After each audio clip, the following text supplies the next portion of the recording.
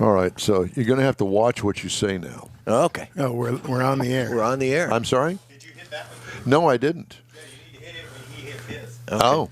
All right. Well, that would be start the broadcast? Okay. Let's do that. I've just done that. And that's a scary thing. And there's no touching of the microphone when we're on the air. Sorry. Just bear with us a minute because I have to instruct these boys what to do and what not to do.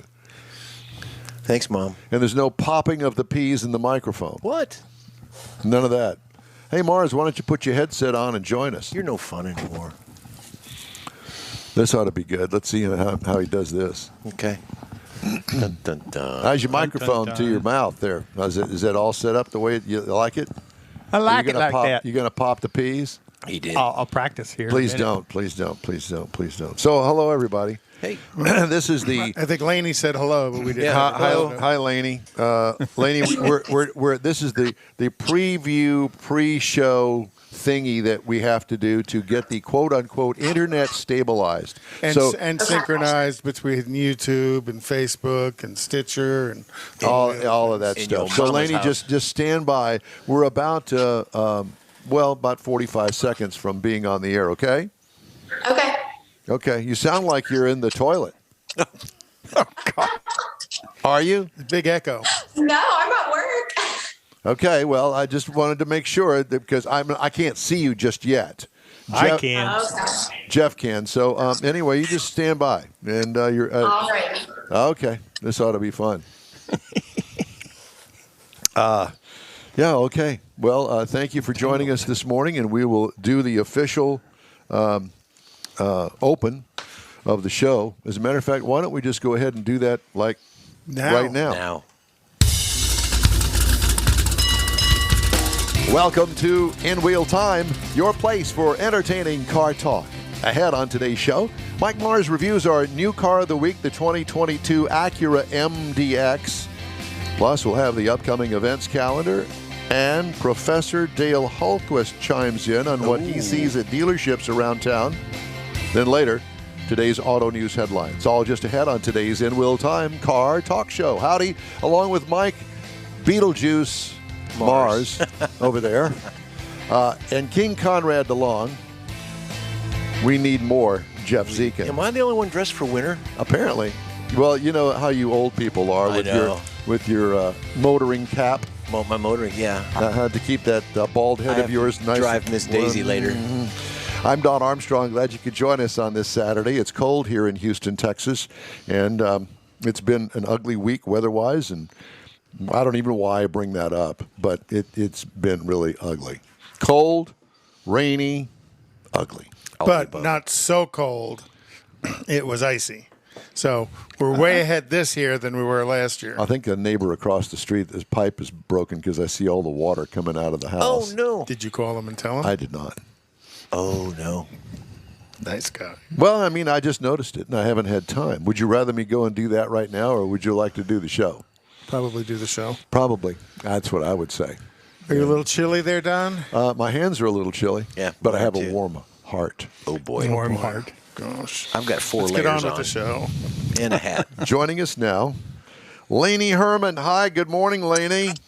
Hi, good morning. You look great. Thank you so much for joining us today. And pay no attention to my earlier comment. Now I see why you're a little echoey. Because apparently Yes. you're in a open room, probably hard floors and hard walls. That'll do it every time. Yes.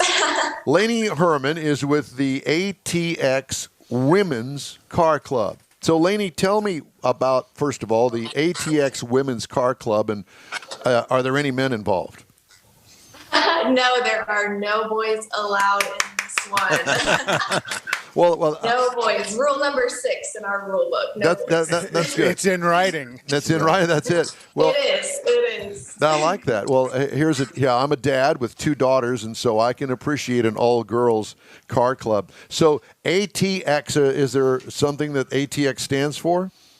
Yeah, Austin, Texas. So we are all women living in Austin or centralized around it. We have girls all the way up to Waco, all the way down to San Marcos. Oh, wow. And yeah, we're just all in that central Texas area.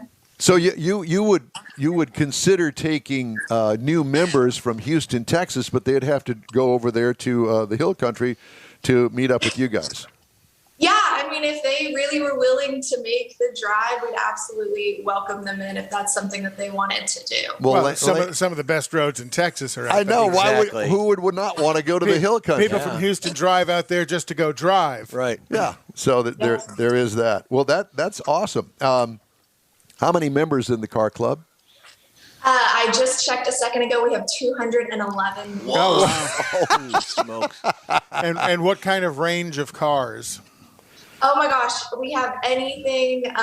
We have 1967 Mustangs. We have BMW i8s. We have C8s. Volkswagens, Miatas, you name it. You got any true hot rods like V8? 70s muscle cars? Yes, we do. We have a Deuce. We have a nice, beautiful 1932 red. Oh my gosh, it's lovely. Miss Sunshine drives that, and she owns it. So I have to ask you, how in the world did you get involved in the whole car club thing? Was your dad into it, or I mean, you just don't pick these things up on the side of the road? I mean, yeah, my dad started taking me to shows when I was younger. On my mom's side of the family, she's a Skelton, so y'all are familiar with Betty Skelton. I'm related to her, so it's just in my blood. Wow. That's pretty cool. Yeah. And I understand you're also, you would love to hunt down one of her ex-Corvettes. Oh, absolutely. That is a goal of mine. It's going to happen someday. I will own one of her Corvettes, without a doubt. Who's it a gold mine for? You? Well, but do you know the VIN numbers of a lot of them? I don't know the VIN numbers, but I have tracked down the location of a few of the owners, so I have that in mind. Yeah, I saw an article just the other day after George had shared a little information with me, and her 56 blue and white NASCAR one is in some guy's collection. Wow. Yeah, it's down in Florida. Big first-gen Corvette collector has it. Huh. That's awesome. So I have to ask you, what is your relationship to George Skelton? He is my second cousin. Second cousin. Well, I'm sure that he is listening and watching because he's on. as he Oh, he always. Oh, I know he is. Yeah. He was bugging the whole family on Facebook. He was like, everybody chime in, everybody tune There you in. go. Well, Perfect. that's good. Well, we love George. I haven't seen George in a long, long time, but George and I went to grade school, middle school, and high school together. Yes. Yeah. And As if you didn't George, know, and if that makes any difference. George says Jeff needs mittens, and he'll look just like Bernie Sanders. That's funny. Yeah. Okay, so what kind of car do you have? I have a 2019 Chevy Camaro ZL1. Very nice. Not just any Camaro, Yeah. the one with the blower on it. And have you got any mods on it? No, I've only had it for 4 weeks. I just picked it up. Oh, Yeah. did you buy it new or secondhand? It's used. I'm a second owner. Okay. Yeah. Fun. But now you said that other than the weather, y'all were going to be doing some stuff to it this weekend? That did get postponed because of everything going on, unfortunately, but it will be wrapped soon. Wrap. But y'all were going to do the wrap. Yeah, some of the girls in our club wrap vehicles kind of for fun on the side. They've done their own, and so now they offer their services to everyone else in the community to help them out. Okay, so what color is it now, and what color are you going to wrap it to? It is black now, and the wrap is a surprise. I can't give that away. Oh. What? Chrome But or you can follow something. me on Instagram. I'll be posting it there. Okay. once it School happens. bus yellow. What is your Instagram label? It is at it's LaineyRay.z, or no, at it's Lainey.rayz. So ITSLANEY.RAYZ. Have you got all that? Can down? I can't write that fast. Slow it down. Mike is old. He's got a. Well, this is got a pen. recording. We can go back and replay it. I guess. Yeah, you can always go back and watch it. Yeah, watch it on the podcast. Okay. So, what kind of events you guys got coming up here in the next month or so? Yeah, so in our club itself, we do monthly meets. So this month coming up on February 13th is our 1-year anniversary of the club. So we are hosting our 1-year anniversary. Wow. Well, congratulations. Thank you. So we're hoping it's our biggest one. Other than that, we cruise to a lot of meets and shows together just to help support each other. So in 1 year, you say you have how many hundreds? 200? 211. In a year. Wow. It's pretty good. Yeah. That's Yeah, very it is. good. Well, it just shows that there's a desire for a female car club where they can kind of hang out without the treachery of men. There you go. I like the way you chose those Treachery words. of men. You know, Conrad is really a wordsmith. That's he's what not. that's what we call it in the It's kind of like a business. blacksmith. He takes a hammer to the word. There's that. Yeah, there's So, that. do you guys, some of the work that you do on each other's cars, do you guys all, is there a group of the girls that will do some heavier suspension, engine kind of modifications as well? Yeah, a lot of the girls work on their own cars. Some of them do it for a living. Some of them do it for fun. But yeah, a lot of us work on our own cars and help each other do that as well. And those that do it for a living probably have access to lifts, because when you have access to a lift, you have a lot of new friends. Yeah. Yeah, exactly. Yes. Or just the knowledge of doing it. Yeah, Yeah, you're always on call. and with today's technology, have you seen some of the lifts now that actually come in a box and get delivered to the house and you put it together yourself? Oh, yeah. Yep. They're really cool. Yep. And apparently affordable for some, under 10 grand. Well, they actually have them where they're on wheels, and you can wheel into both sides of the car, lift the car up safely and work on it, and then wheel it, the two posts, off into the corner so they're not in the way. So they're not actually anchored I in haven't the seen concrete. that. I'll have to check that out. All right, so we've got some events coming up. Do y'all ever go on cruises? We do, yeah. So from time to time, we'll organize a little hill country cruise and drive through and have fun. Have you heard about the Hot Rod Tour of Texas? I don't know if I'm familiar with that one. Well, yours truly here is going to join them. It starts on the 29th of April on a Friday in Victoria, Texas, and it heads north up to your neck of the woods. We've got a drive-in movie scheduled for one night. There's a drag strip out there in your neck of the woods that's scheduled for the next day, I believe it is.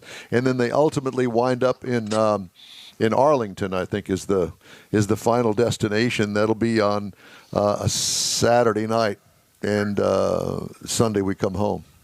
So anyway, we'll be coming through your neck of the woods, and you go to the Hot Rod Tour of Texas on Facebook, and you can get all the information.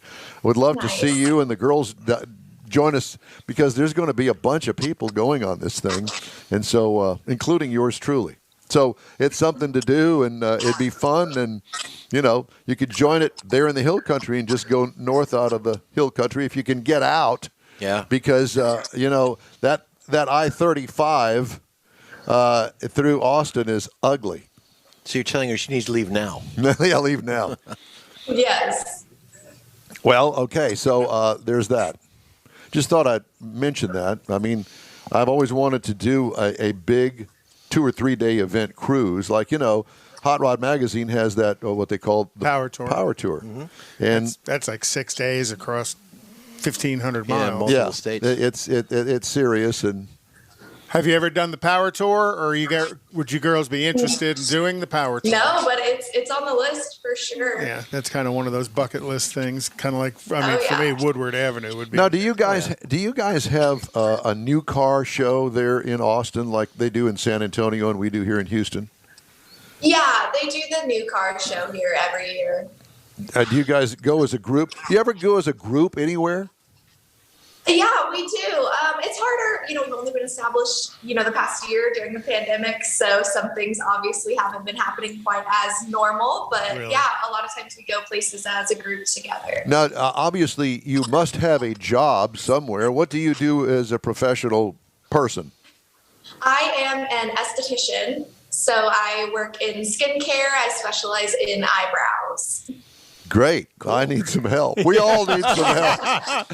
We all need some help in that department. Well, there you go. So you've got that going. And I assume that this is not a 7-day-a-week job that you have. No, it doesn't take all my time, but most of it. Yeah. Well, and so you got the time to do all of the paperwork, if you will. Well, and chasing down one of Betty's cars, because that's a bucket list. That's Looking another for bucket list parts, exactly. Do cars exist of Betty's that are documented? thing. Yep. Oh, yeah. Well, you said you're following 2 or 3 of them. Isn't that correct, Lainey? Yeah. There's a few out there. I think what was the last one was a C5? I think so. I think that's right. The red one in Florida. The red one. Just by a collector down there, yeah. Wow. Well, very nice. Well, so what can we do to help you with your women's car club there in Austin? If you know any women in or around the Austin area that would be interested in joining us, send them our way. They can find us on Facebook, ATX Women's Car Club. We just have a few little screener questions for them to answer, but once they do that, they can join our group and tag along to our meets and cruises. Well, it is Very a pleasure cool. to talk to you. You know, it just doesn't happen every day that we run across a women's car club and somebody schooled in automotive like you are, and obviously the women of the club. So ATX Women's Car Club. Lainey, it's great to talk to you. Yes, y'all as well. Thanks for having me. Thank you. And we'll talk again soon. Let's catch up this summer and see what's going on. I want to see what that car looks like after they wrap Absolutely. it. Y'all come up to Yeah. Austin. Hey. We want to see the picture of your car. Send a picture to George. He'll get it on to us. Yeah, do after that. you wrap Okay, it, you want after me your to send that to secret him through unwrapping. Messenger? Yeah, that'd be great. Okay, I will do that. Take care. Thank you. Thank you. Y'all have a good one. You too. How fun. You just don't find women's car clubs. At least we haven't. No. They probably stay away from us. And rightly so. Just saying. All right. Some interesting stories in the automotive world this week. One of them I thought that you'd like to know. The record surge in U.S. auto prices, which helped drive inflation to a 4-decade high, may finally be over, say 2 firms that sell cars online. Used car prices, which have risen at an annual rate above 50% at times during the pandemic, went into reverse last month, according to a new report from Copilot, a car buying app. They peaked in the 2 weeks after the Christmas holiday and have since declined about 1.4%. Now, that's not a lot, but at least it's a decline. Yeah, well, and the struggle is dealers who have lots of inventory, they've got $1 million worth of inventory, they just lost $10,000. Yeah, that's right. And as that progresses, that some of them have swung a big axe and built a lot of inventory, they need to get it to flow out Quickly. Yeah. Yeah. TrueCar, a digital marketplace that helps auto buyers connect with dealers, says there has been a drop in new car prices, too. They fell 2% in January from December, while remaining about 16% higher than a year ago, according to its data. So there is that. And later on, we're going to talk to Dale Hultquist. And, Dale owns Elite Glass and Trim. So how does that connect with? Well, he does a lot of business with new car dealers, replacing windshields in cars. They don't have a guy there that does windshield jobs, so they call Dale, and he comes and does it. And so he's in touch with the dealers like really nobody else is. Well, you are. Yeah. Conrad, yeah, absolutely. Yeah. And so give us some insight on the car dealership stuff that's going on, especially in the service department. Well, that's where I got to know Dale. See there? Back in the 80s. Mm-hmm. Really? Yep. He was, I want to say he was running, might have been one of his competitors.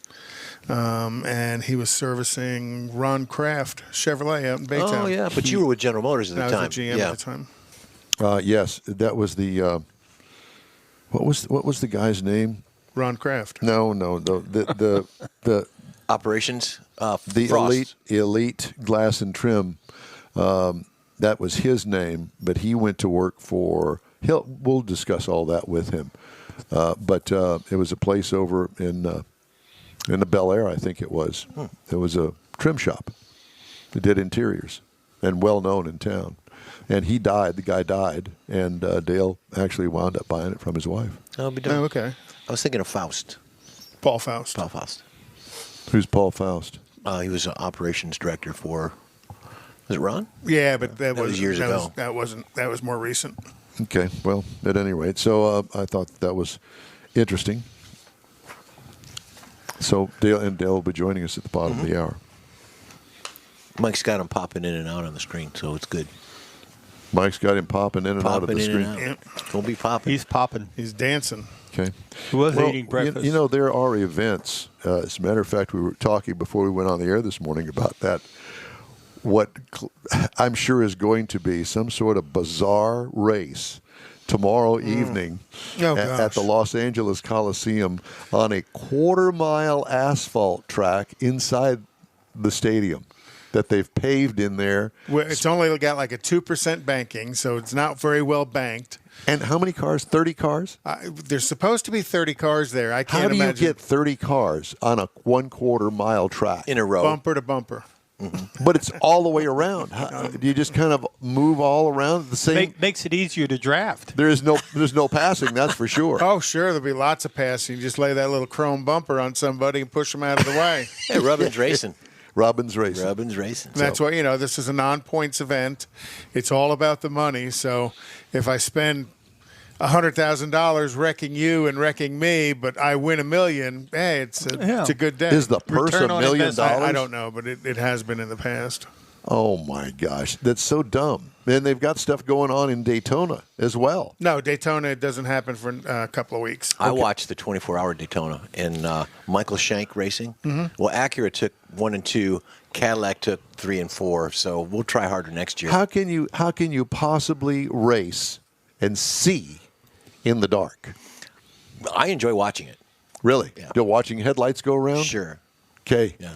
Well, you're a strange man, or stranger than you actually appear. Well, a few other things that are going on is coffee and chrome at the Avalon Diner Tomorrow morning. And I have to tell you a little story about that. So I had it all planned out. I was going to get out on Wednesday morning before the cold front came through, right? And I was going. Go ahead. And I was going to wash my car. And then I was going to cover it back up so I wouldn't have to face cold temperatures on Saturday, Sunday morning. Guess what? The dew was so thick and heavy with the fog, it was raining from the tree above my car onto the car. How do you wash that? Not. Well, you had it covered, right? But still. But if you wash it and you dry it, it's dripping wet out there. That ain't going to happen. Yeah. So it's still dirty, sitting under the cover, and I may attempt. If it warms up today. Well, it's supposed to get up to 50. Ooh. A heat wave. Well, you got to remember, up in the tree, it's still ice. So it won't be dripping on your car this time. Well, there's that. Okay. So anyway, I just thought I'd throw that in. So Chrome and Coffee tomorrow, Avalon Diner, 9 to noon. And then Woodlands Coffee and Cars for a Cause. That's the charity they do once a month, and that's at Market Street. And that opens at 6:30, goes to 10:30. And last time I saw that up there, it was nothing but exotics. Yeah, there's a collection of exotics that get front and central parking. They generally always do, and then there's a pretty good collection of modern muscle that shows up. And that's me. And that's it. And where would I be? I would be at the back of the. No, you'd be in the modern muscle. I would not. Sure, you would. No, I wouldn't. It's got an LS in it. I know, but it'd be it's an early LS. It's an LS1. It's still an LS. Okay. And then also Sunday, the 6th, is Classic Cars, Coffee and Donuts at the Whitehall Cafe in Whitehall, Texas. And then I don't know where Whitehall is. South of College Station. Okay. I don't think I've ever been there. Caldwell-ish area. Oh, Caldwell. Okay, I know that. And then February 12th is Cardi Gras, the truck show in Alvin. I thought that was a creative name. That is. And that's at 319 West Willis in Alvin, Texas. What you talking about? Those are the events. That's it? No, well, there's more, but you have me. He's pacing himself. Yeah, pacing myself. Okay, Mr. Mars. Yes, sir. Yes, sir. It's time for this hour's new car review. I see that you've gotten to drive an Acura MDX. Mm-hmm. I did. Been a while since I drove one, and I was really happy to be getting behind this thing. You're happy to get behind anything. You haven't had a new car in quite some time. Yeah, it's been a little bit of a distance there. But to be clear, this is a 2022 Acura MDX SH all-wheel drive Advance. I want you to get all that on the badges on the side of the fender there. So what it is, this is a mid-size vehicle. The MDX, of course, is the Acura vehicle, the mid-size.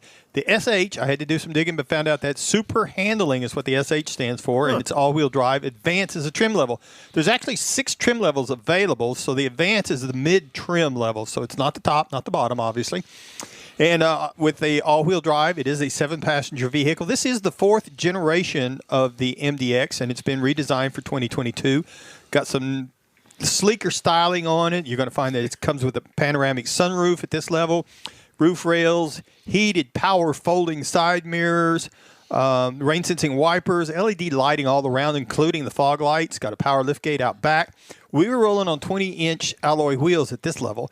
And overall, it's really got a nice, sleek style to it that's, it's close to like everybody else in that size, but it's just got a little different the way they styled it out there, I think. Now, you roll into the interior. One of the things they did is they changed from 2 screens to 1 screen, but now it's got a 12.3-inch center stack screen there. And it's got this trim level. We got sport seating with the leather seating surfaces. The front seats are heated and ventilated, and the second row seats are heated at this level. And we came with a heads-up display. We got a surround view camera, which is great in that 12.8 screen in the middle of it.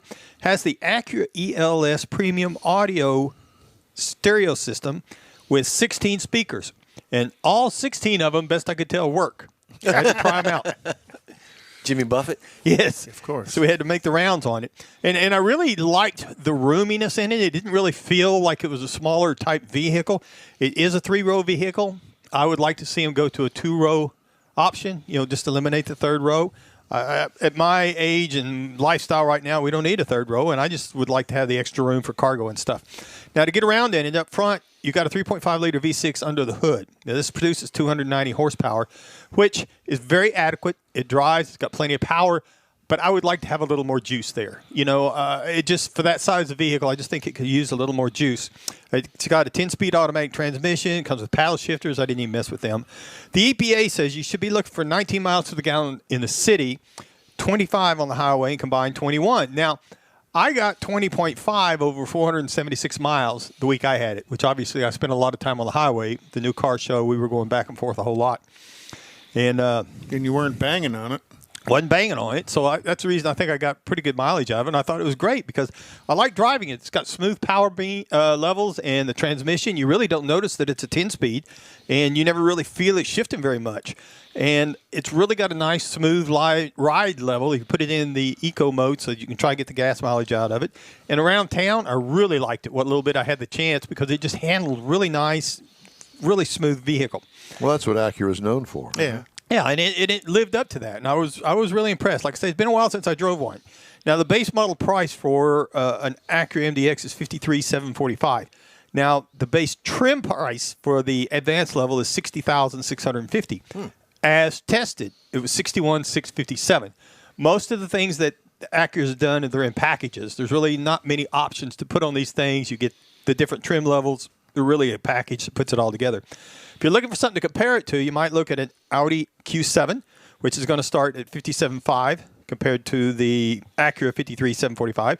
Or you might jump over to a Mercedes-Benz GLE, which is around the $55,700. And obviously, you go up and trim them up the way you want. And all in all, pretty impressive car, and I liked it a lot. I will say this. There is a huge difference, in my opinion, between a Japanese car like you're driving, the Acura, and a Mercedes-Benz from Germany. There just seems to be a different school of thought in the way that those cars are designed, the way that they feel on the road.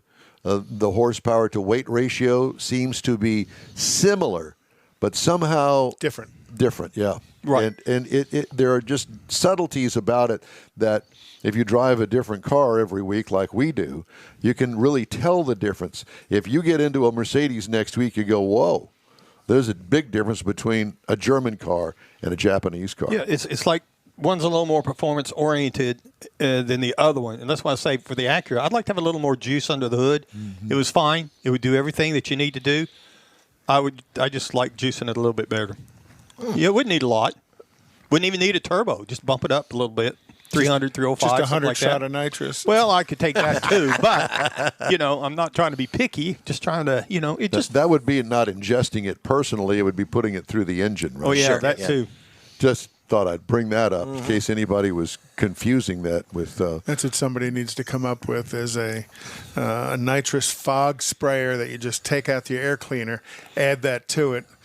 Just maybe a 75 or 100 shot. There used to be when they first started putting turbocharger kits out, Maxell used to do that. They had a water injection because of the knock Alcohol that you injection. could put in, and that's what it is. You drill a little hole in the air filter and you put it on there, and it would just spray drip. water down in there. So you could do that with nitro. I could see doing that. Yeah. Oh, there When you we go. were what, 16, in Mom's car? No, No, it in the was on my lawnmower. truck. That's right, the lawnmower. That's right. Wonder what happens if I hold this hose here and spray that in that carburetor. Right.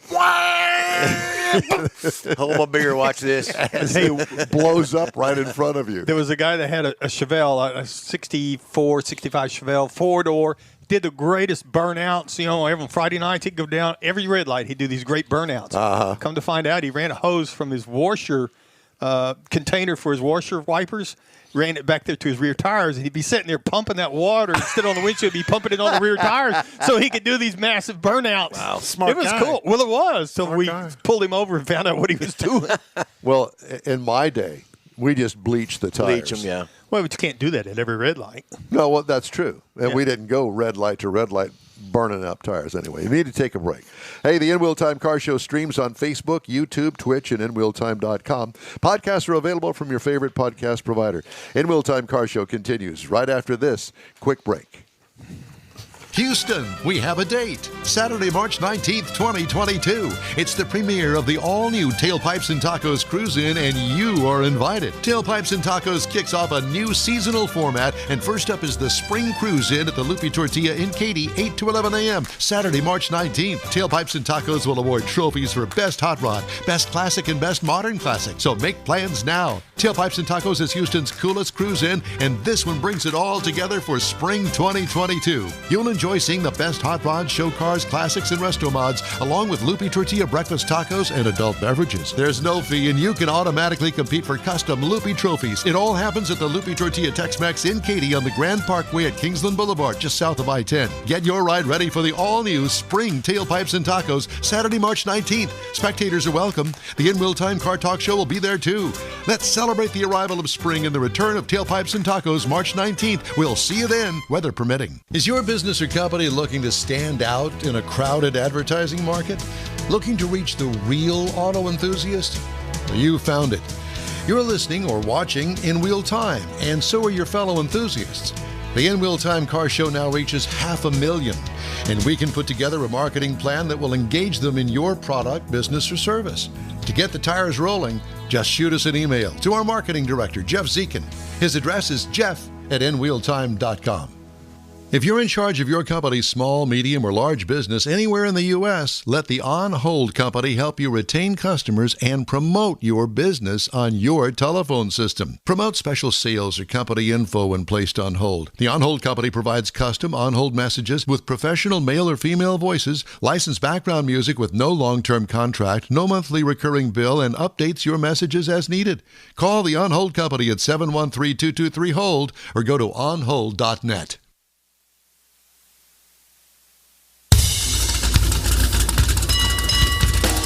He did it his way. Frank Sinatra, I think it was, wasn't Yes, it? it Yeah, was. but Frank sounded It's a lot the- better. Hey, well, no doubt. It's the In Wheel Time Car Show, the most entertaining weekly car talk show in the world. Dale Hultquist from Elite Glass and Trim talks about what he's seeing at the local dealerships and what the NHRA Sportsman class is looking like for 2022. Plus, we have the stories making automotive news headlines this week. Howdy, along with Mike out of this world Mars, King Conrad DeLong. We always need more Jeff Zekin. We do. I'm Don Armstrong. Glad you could join us on this Saturday. Thanks so much for being here. It's all good in the hood. as Yeah. they Jeff say. in his Bernie Sanders outfit. Yeah, they picked it up. Let me hear your imitation of Bernie Sanders. Yeah, forget about it. That's pretty good. Joining us now, live from the upper northeast side, is Dale I Hultquist. think he's Northwest. Northeast. Okay. Proprietor of Elite Glass and Trim. Northwest. How do you think Crosby's Northwest? Oh. I thought he was at the shop. You're not at the shop. Why would he be at the shop? He's at his It's shop. Saturday. Yeah, and you're not at the shop, are you? It looks No, like sir. there's a shop behind him. Is Chrissy there with you? Yeah, she was helping him She with is. She is. Crew chief. My crew chief is right here beside me. Well, swing that camera around. Let's look at her real quick before she runs away. I was too gotta be quicker. a little slow there, buddy. Oh, there she is. Oh God, I love it. You're going to be in so much trouble. I know. Both of them. Both of us are. Yeah, exactly. Harlan's protecting us. Yeah. Yeah. Well, hey, it's great to see you. How have you been? Great, sir. And y'all?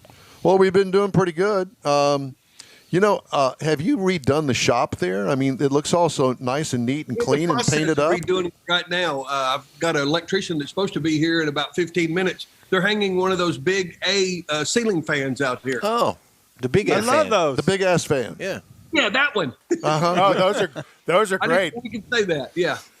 They move a lot of air. We've got them at our shop, and it'll move all the leaves and stuff that blow in the doors all the way to the outside walls. They'll put them in the corners. So I kind of teased your appearance on the show by saying to everybody that is this thing running again? How could this possibly be? So we're trying something new here today, and Don's screwing it up. no, I didn't touch it, but I didn't know that it was on a loop system. Anyway, that's another story for another day, and we'll tell you about it later. But we teased the broadcast by saying that you were going to come on, and I was going to ask you questions because I know that you visit many of the local dealers on a weekly basis and do a lot of business with them, replacing glass across the Houston area. And I thought you'd be a good man to talk to about how the dealerships are handling no inventory and what's it like in the service department. So first of all, I know that you talk to the dealers themselves. How are they handling it? I mean, I drove by, what was it, over there by the Astrodome, Davis Chevrolet. Yeah, right there. Dude, they had 6 trucks. That was about it out there in the front lot. How do you make any money doing that, Dale? Well, they've replaced their new car inventory. 90% of the dealers that I service replaced their new car inventory with used cars. And so they became very aggressive in purchasing used cars at whatever cost they have to get them on the property. Nobody wants to pull into a dealership that has 6 or 7 cars sitting there. So they are supplementing the new car inventory with used cars, and they've done a great job, all of them. And that has seriously driven up the price of used cars. Absolutely. In not just the dealers in Houston, but across the country, I'm Right. sure. Yeah. They're all faced with the same situation. They've got more demand than they have supply.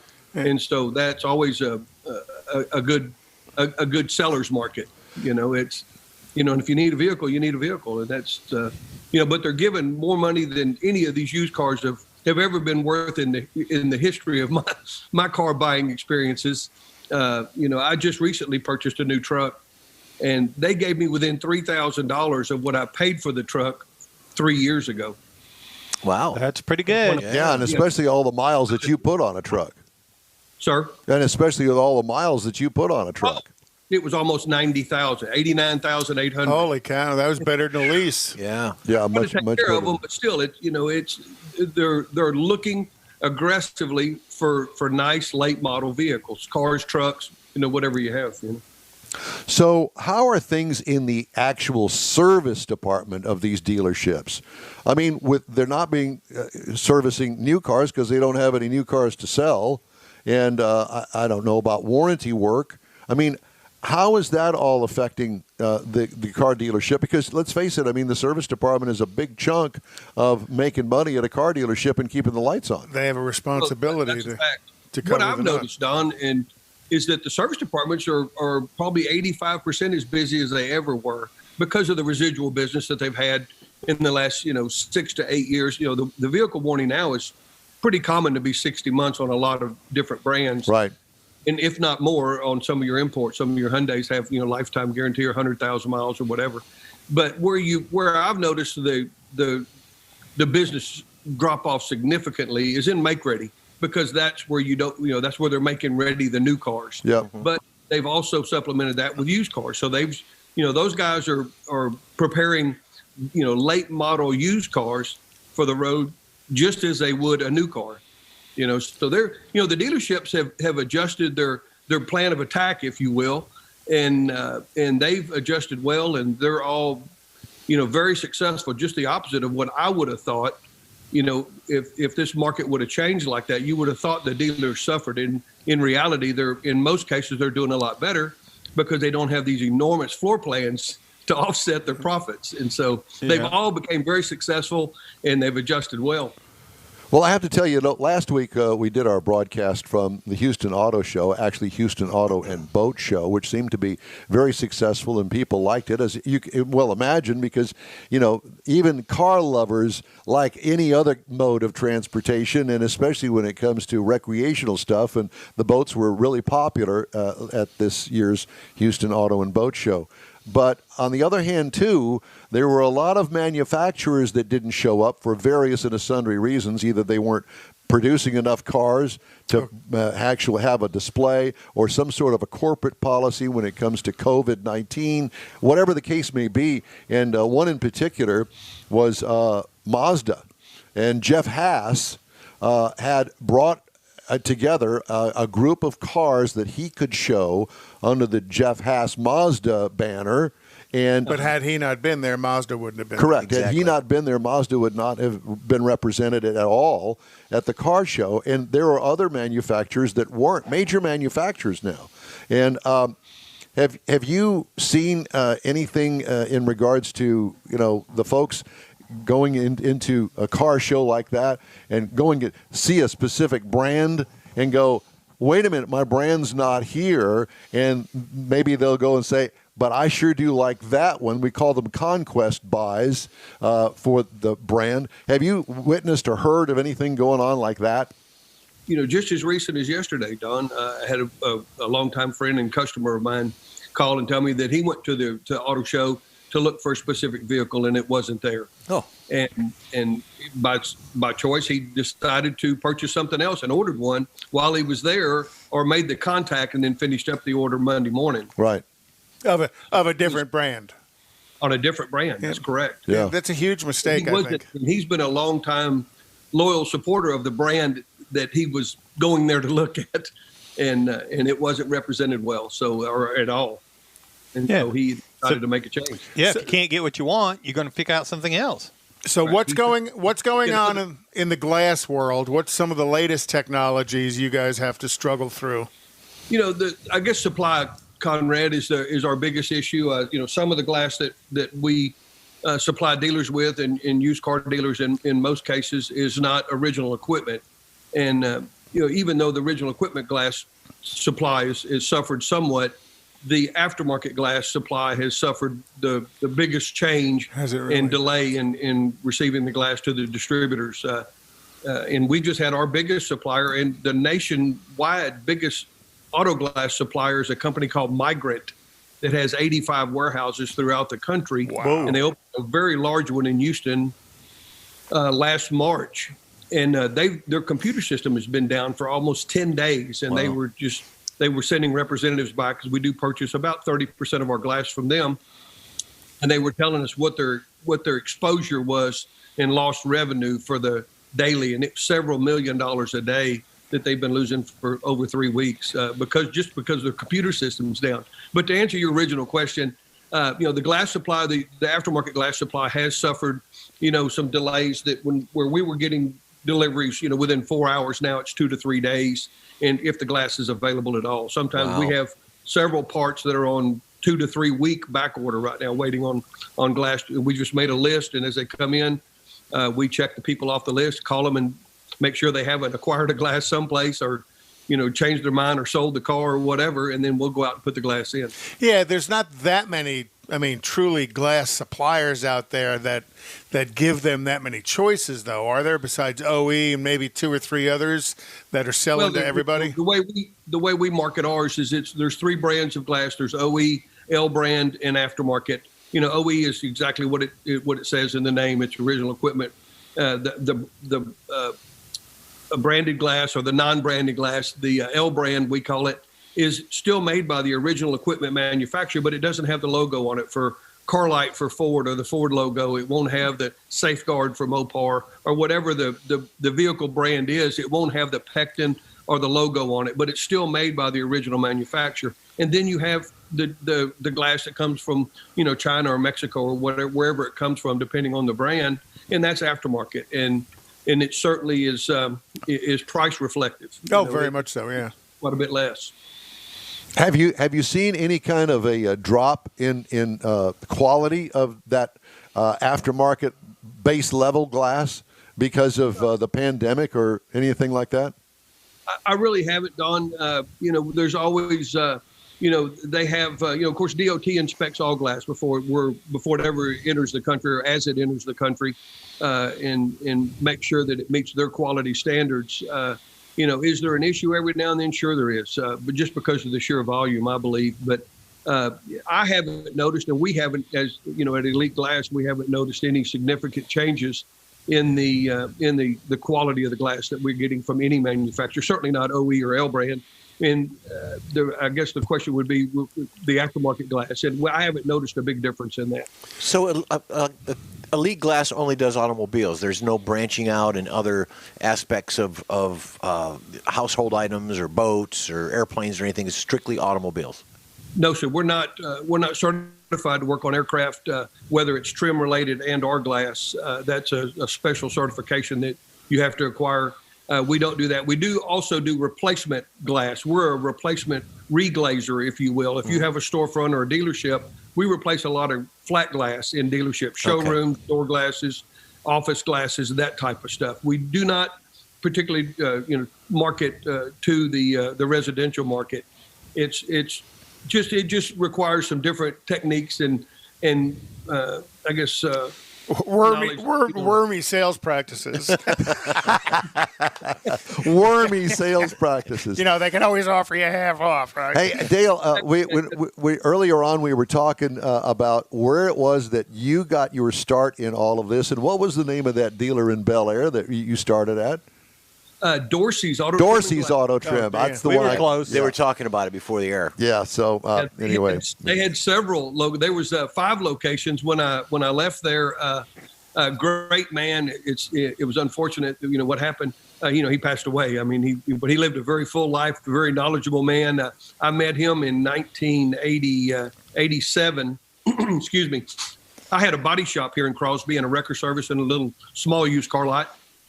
And the gentleman that sold me my glass for my body shop and the used car lot, his parents owned a glass company, and I went to work for them for a very short time, and made a contact with Dorsey through just running into him at we were both at the same customer trying to solicit him for glass, and we kind of hit it off, and he told me that if I decided to ever make a change, to call him when the people I work for offered me the opportunity by not paying me anymore, so I called him up. They gave me that opportunity. Yeah, that's funny. 90 days. So when did you hook up with Conrad? I met Conrad 87, at 88? Trim and Glass. I mean, excuse me, at Ron Kraft in Baytown, I believe. He was an Oldsmobile rep, if I'm not mistaken, or General Motors rep. Way back when they were off of, was it Garth? Not Garth. No, North Main, 3401, right. North Main in Baytown. Right. Let's shift gears here, so to speak, and talk about drag racing real quick. And how are things looking for you in the sportsman class of NHRA? Well, it's certainly a new year. We're all in the same position right now. We're all in first place. So there you go. Yeah. Until February the 23rd, we'll all show up that have their stuff ready. We'll all show up in No Problem Raceway in Belrose, Louisiana, and get it kicked off. And I believe 2 to 3 weeks later, we all end up in Oklahoma in Noble, Oklahoma. Yep. Yeah. Thunder Valley. And then we come back to Houston for a couple races. Yeah. Divisional and a national. Yeah. And how are you paired up against the Emmons Brothers and Stan Holt and all of that? How does that all work out? You certainly think you have an equal chance with all these people, but by saying that the way I did, now we're going to be running against the world champ is based out of Houston, Texas now, or Pasadena. Jerry Emmons won the world championship. Oh, yeah.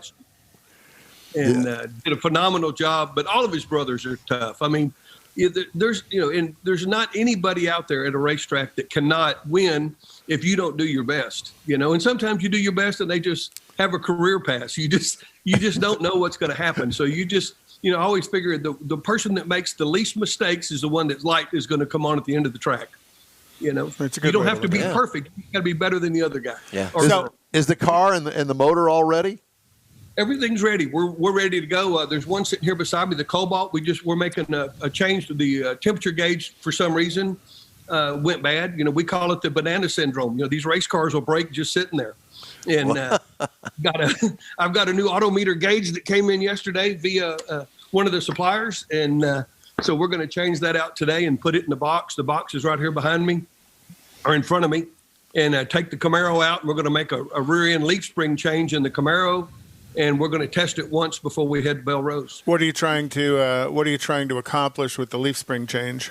We went to a stiffer leaf spring to set the ride height of the car, and what we accomplished is hurting the 60 foot about 400s in the way the car leaves. Now the car spun a few times, so it's not letting the car plant all the weight on the rear tires like it needs to. So you're looking to get a little bit of spring wind in it now? A little more weight transfer.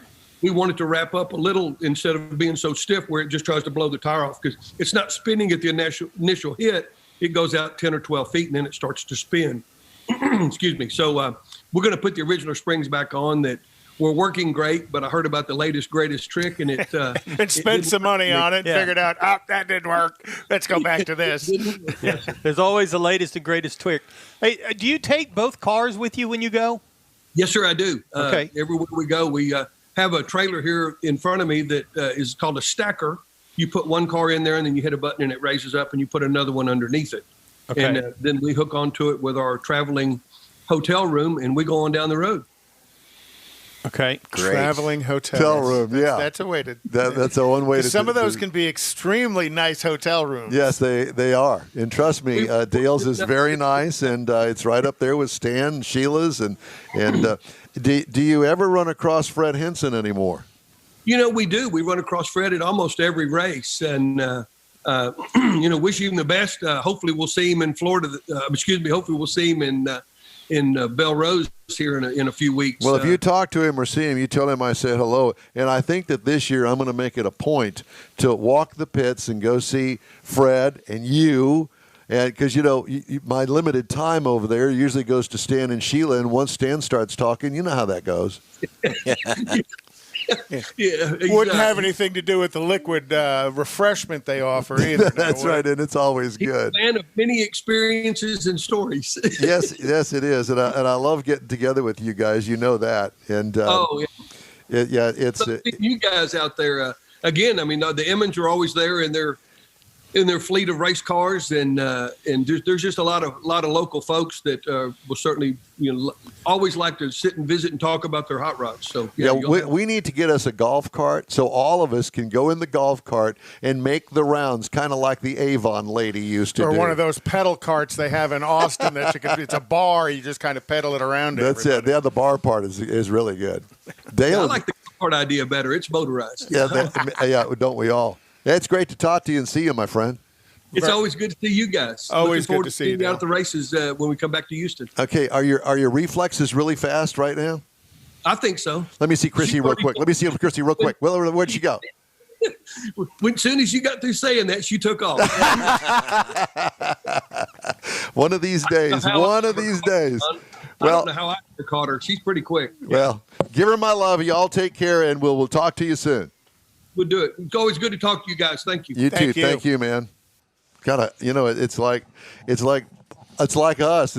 We get to meet and see each other once a week and mess around. We do the mess around. Oh yeah, exactly. Mess around. Yeah, there's always it's good to see people. On an interval. Yeah. And Dale's always fun to talk to. Yeah, it most definitely is. Okay. I don't know exactly where we are in the show because I didn't turn the page. But I know. I can see that the camera's on. Thank you, Jeff. And it's fine. You can leave whatever you want to do over there. I don't really care. Makes no difference to me. And so apparently he's going to go have some sort of a powwow with Mars. And I'm not exactly sure what that's about either. I think he's messing with a camera. He's messing with something. I thought Mars could mess with the camera from his phone, but Jeff's up there. We need to have the song queued up. Do the mess around. Oh gosh, we'd be playing that the whole time. I know. We get kicked off of Facebook. We'd be playing it so. Well, you know, and the funny thing about it is, I've been getting these notices from Facebook that we've, violated some sort of rule that they have, and it keeps popping up on my Facebook account. Means you probably posted a picture that you weren't supposed to. I guess, but who's to know? It came from Facebook, and if I just shared it with somebody, how am I supposed to know? That's how people get put in Facebook jail, Don. Well, apparently we're in Facebook jail, kind of. It's kind of like the slap on the back of the hand. You are. Well, there is that. All right, a couple of stories making auto news headlines today. Tesla, of all people, is recalling 817,000 vehicles in the U.S. because an audible alert may not activate when a vehicle starts and the driver has not buckled their seatbelt. Yeah. Good. It's that ding, ding, ding that says, put your seatbelt on. It's enough to drive you insane. But they've recalled it because of it. I know. But Tesla, I'm sure Tesla, they'll just internet into your car, make the adjustment. Let me finish. Yes, sir. Some of the vehicles from 21 to 22 Model S's, Model X's from 17 to 22, Model 3, and the 20 to 22 Model Y vehicles, Tesla will perform in what they call an OTA, over-the-air software update to address the issue. Which is really pretty nice considering you don't have to take it don't have to take it into the dealership and struggle with that. I guess you have to agree to it or something. I don't know what you do. Anyway, there are other recalls. Rear windows may operate unexpectedly on the Kia Cadenza from the 2020 model year. It's being recalled, as well as these. Electrical connector under the dash may corrode on the Nissan Rogue from 2014 through 2016, and we don't like corroding connectors. Fuel pump may fail in the Mitsubishi Outlander for 2022. That's not good.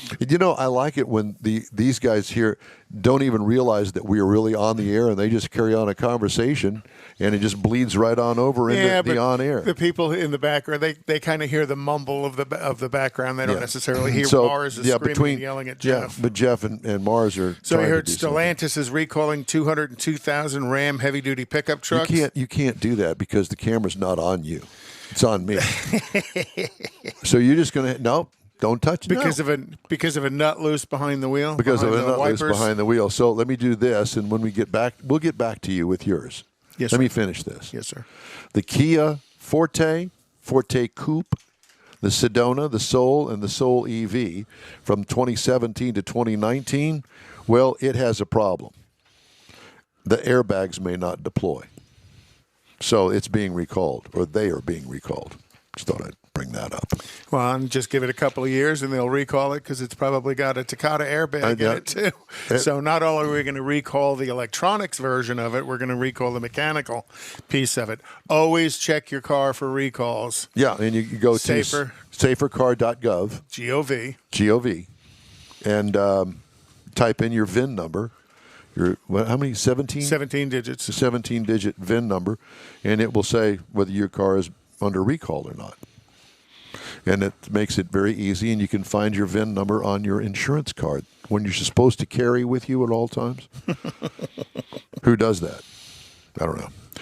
U.S. safety regulators on Tuesday said traffic deaths rose 12% in the first 9 months of 2021 to 31,720 people dead because of a car accident. Highest number killed on American roads in that period since 2006.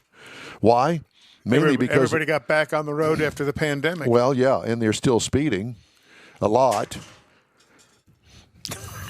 What is it that's going on over there? Is that damn camera again that's causing? That's the GoPro. They're replacing the GoPro. It's the same camera that causes all these issues every weekend.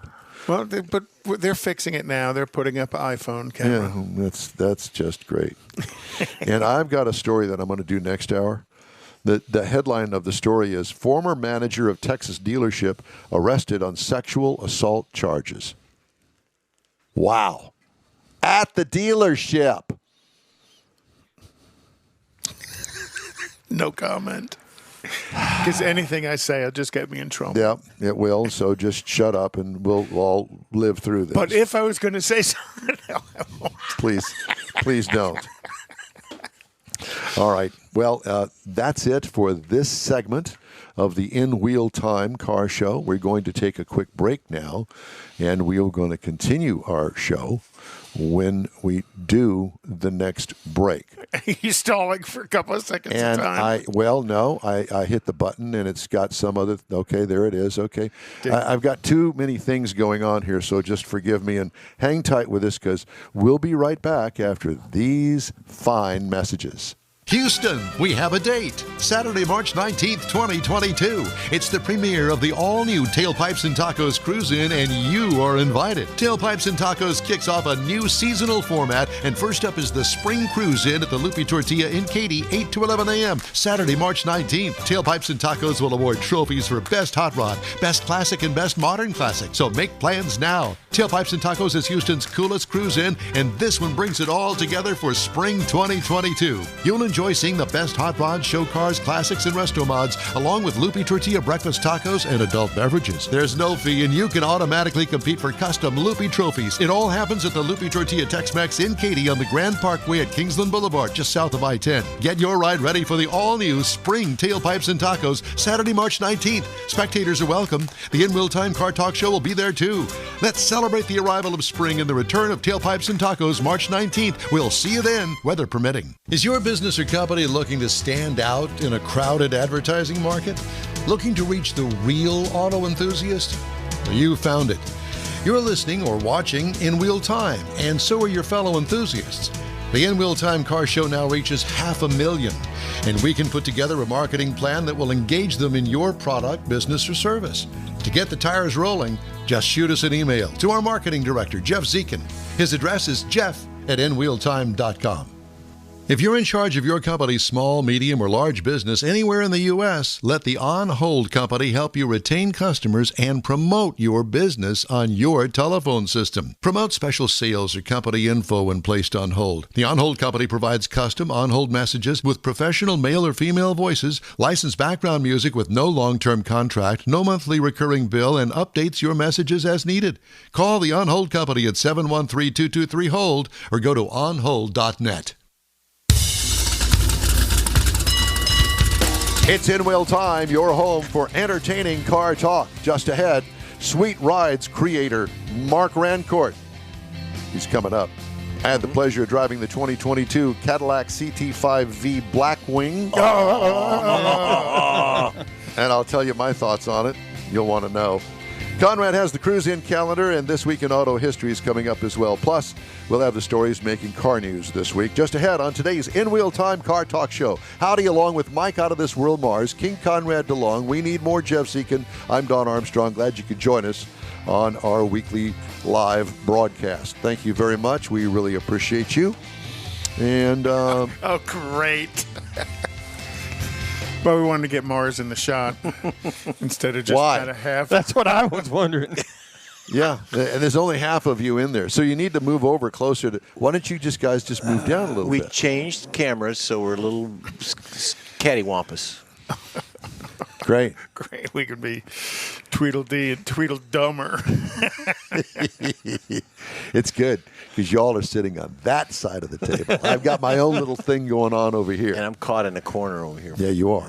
Yeah. Crossfire. All right. Let's jump over to the northwest part of the county. I think it's in Harris County, but I'm not quite sure. No, Montgomery County. Is it Montgomery Magellan. County? I believe so. I'm going to call him Magellan. So let's go to Mr. Mark Rancourt. And he is our man about town at a company called Sweet Rides. Mm-hmm. And yes, they are. They are. Hi, Marky. How are you? It's good to see you. Good morning, guys. How are you? Well, very well. Are you at home or are you at the... Oh, no, you're at home. He's at home. Yeah, I'm at home. It's Saturday. And it's cold out there at Sweet Rides because he's too cheap. Yes. He's too cheap to put heat in the damned office out there. Oh, boy. Oh, no. We love you, Mark. You know we're going to tease you. Yeah, that's good. It is good. And I assume that work is good. Very busy. Been very, very fortunate. Well, that fortune that you claim is actually because you do hard work and you do great work out there at Sweet Rides. Earned the reputation. Yeah. And we thank you guys. Yeah. Well, Mark was kind enough to take on a project for me several years ago in a 1966 Corvair. And I still get compliments. Hey, man, you still got the Corvair? No, I got rid of the Corvair. Man, that was really a nice car. And, Dale Hultquist put the interior in it, the houndstooth interior, and Mark did the exterior. And Mark told me, and I'll never forget this, and I still use your words exactly, and that is, Don, we are not putting stickers on the car. Those were your words exactly. Do you remember that conversation? Yep. Yes, sir, I do. How often do you have that with other clients? Very little, be honest with you. I mean, a lot of them, like on the Mopars, it's all a satin black. So, you don't really have stickers or decals per se. Now on this 71 Roadrunner we're doing right now, we're going to paint the strobes going over the back of the roof. Okay. Where typically back in the day, they would have been a decal. Yeah. Well, I mean, all of those cars back in the day were, as you call them, decals, or like I like to refer to them now as stickers. But they were, because it sped up production, because having to run it through the paint booth to put stripes on it didn't make any sense at the factory. Well, yeah, and that was the, GTO Judge. Those were stickers that made it the Judge, as well as some other stuff. Mm-hmm. My Rally, all that color is all stickers. Not very little of it back then was paint. But, right. There's a cost involved in time in production. Yeah, I know. Well, plus quality. Well, yeah, because like Mark laid out those stripes beautifully on that Corvair, and everybody went, "Wow, that looks real good." Well, thank you to Mark Rancourt for doing that. So thanks for giving us the opportunity. Well, it was a great deal, and you know what? It solidified a relationship that we've had with you now since then, and you've become a good friend, and we appreciate your work, and we also appreciate you as a person, because we have garnered some friendships on this show. Dale Hultquist, yourself. There's a bunch of them that we continually talk to because we like to. You guys are very talented at what you do. I don't know anything about paint and body work. And to see some of the work that Mark does, I remember my last visit out there, he had a Mustang, and he said to me, we shouldn't have taken this on. But he basically replaced everything from the firewall forward. And it was an absolute mess when I saw it. Was it a mess because of collision or from corrosion? Just corrosion. The frame rails were corroded out. Oh, wow. And then the upper rails were corroded. I mean, it was pretty rough. And was it worth restoring because of the uniqueness of it, or was it more of an emotional restoration? I think for the customer, it's more of an emotional gig. But it's kind of like anything. Is anything worth restoring? But it's all up to that person that wants that vehicle. Right. So in my mind, no, it wasn't cost effective to do it. But if that's what the customer wants us to do, then that's what we're going to do. But Mark, on that note, I'm glad you brought that up, because the Corvair that you did, it looked horrible with that god-awful original Aztec bronze paint job on it. Baby poo.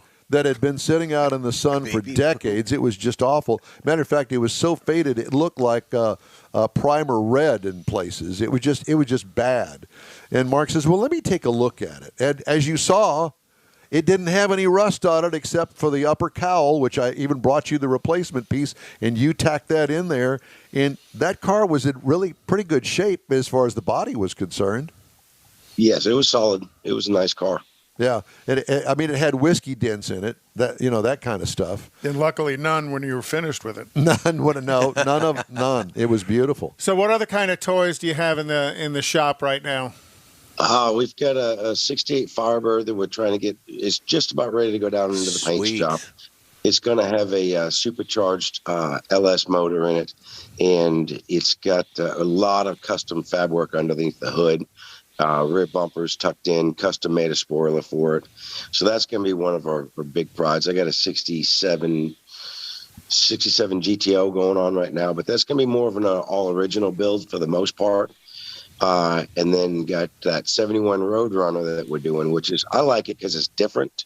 It's not your typical Camaros but this thing's going to get a Hellcat motor.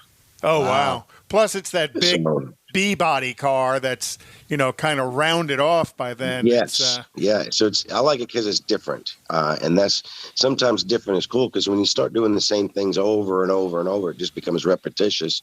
And it's almost like you're doing the same builds, but you're adding little touches here and there to each customer to give them something a little different. Have you had any other Corvairs since mine?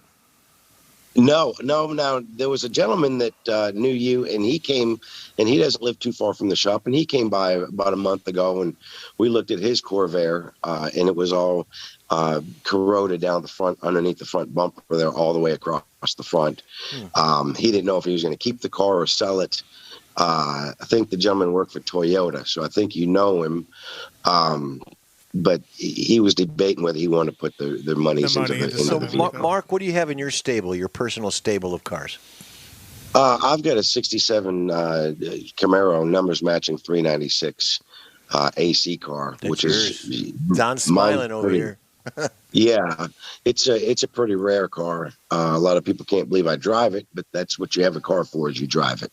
Absolutely, I'm with you, brother. We don't trailer stuff around these parts. Is it a 4-speed or automatic? I'm sorry? 4-speed or an automatic? Oh, it's a 4-speed. So How it's, odd, air yeah. and a 4-speed car together. That sometimes that didn't. And pair a big well. block. Well, yeah, that didn't. Yeah. So that's it's got the 373 gears. I mean, it's it'll scoot pretty good. Short distances. It doesn't. It doesn't like 75 miles an hour down the highway. Yeah, and it is screaming. I've thought about changing out I'm probably going to change out the rear gear to a, in early high or like a high third 300s. Either that or like put a gear vendor's overdrive on it. Yeah, I don't want to do that because then I'm taking away the numbers matching. That I'm modifying, and I could put a 5-speed in it, but I don't want to do that. No, yeah. Then I don't want to modify the car any for what it is. Or you could just sell it to Don. No. Yeah. No, absolutely not. I listen. I really appreciate the thought, but I'm pretty much out of business when it comes to that. So, what do you have for a daily driver? Oh, I drive a Toyota Tundra. Oh. Have you seen the newest one? No, I have not. That I have not. I haven't really had time to pay attention to much of any of the new cars, especially since the sale of the other shop that I had. But, I stay pretty busy out here in Magnolia, so I don't have time to really pay much attention to the new stuff coming out. Yeah, one of my workmates, Ryan, he's got a Tundra 1794, whatever it is. Yes, the top of the line. And he really likes it. He loves it, other than it's a bit of a gas hog. But he had a chance a couple of weeks ago to drive one of the newest Tundras that came in up in College Station at the Toyota store. He was very, very impressed. Oh, good. I like mine. I mean, mine's a 14, but, I've only got 45,000 miles on it, so I'm pretty happy with it. I'm sure somebody'd give you what you paid for it right now on the used car lot. Well, yeah, the used car market is insane. But, mine, I rebuilt it. It was a total loss. So, for the monies I have into it, could I get out of it? Yes. But you don't want to. Is it? I don't want to. I mean, that's, mine is, I haven't bought a brand new vehicle in a long time. So especially when I had my collision shop, I'd take a newer vehicle and fix it. And if I have a salvage title, it had a salvage title. I didn't care because I drove them into the ground.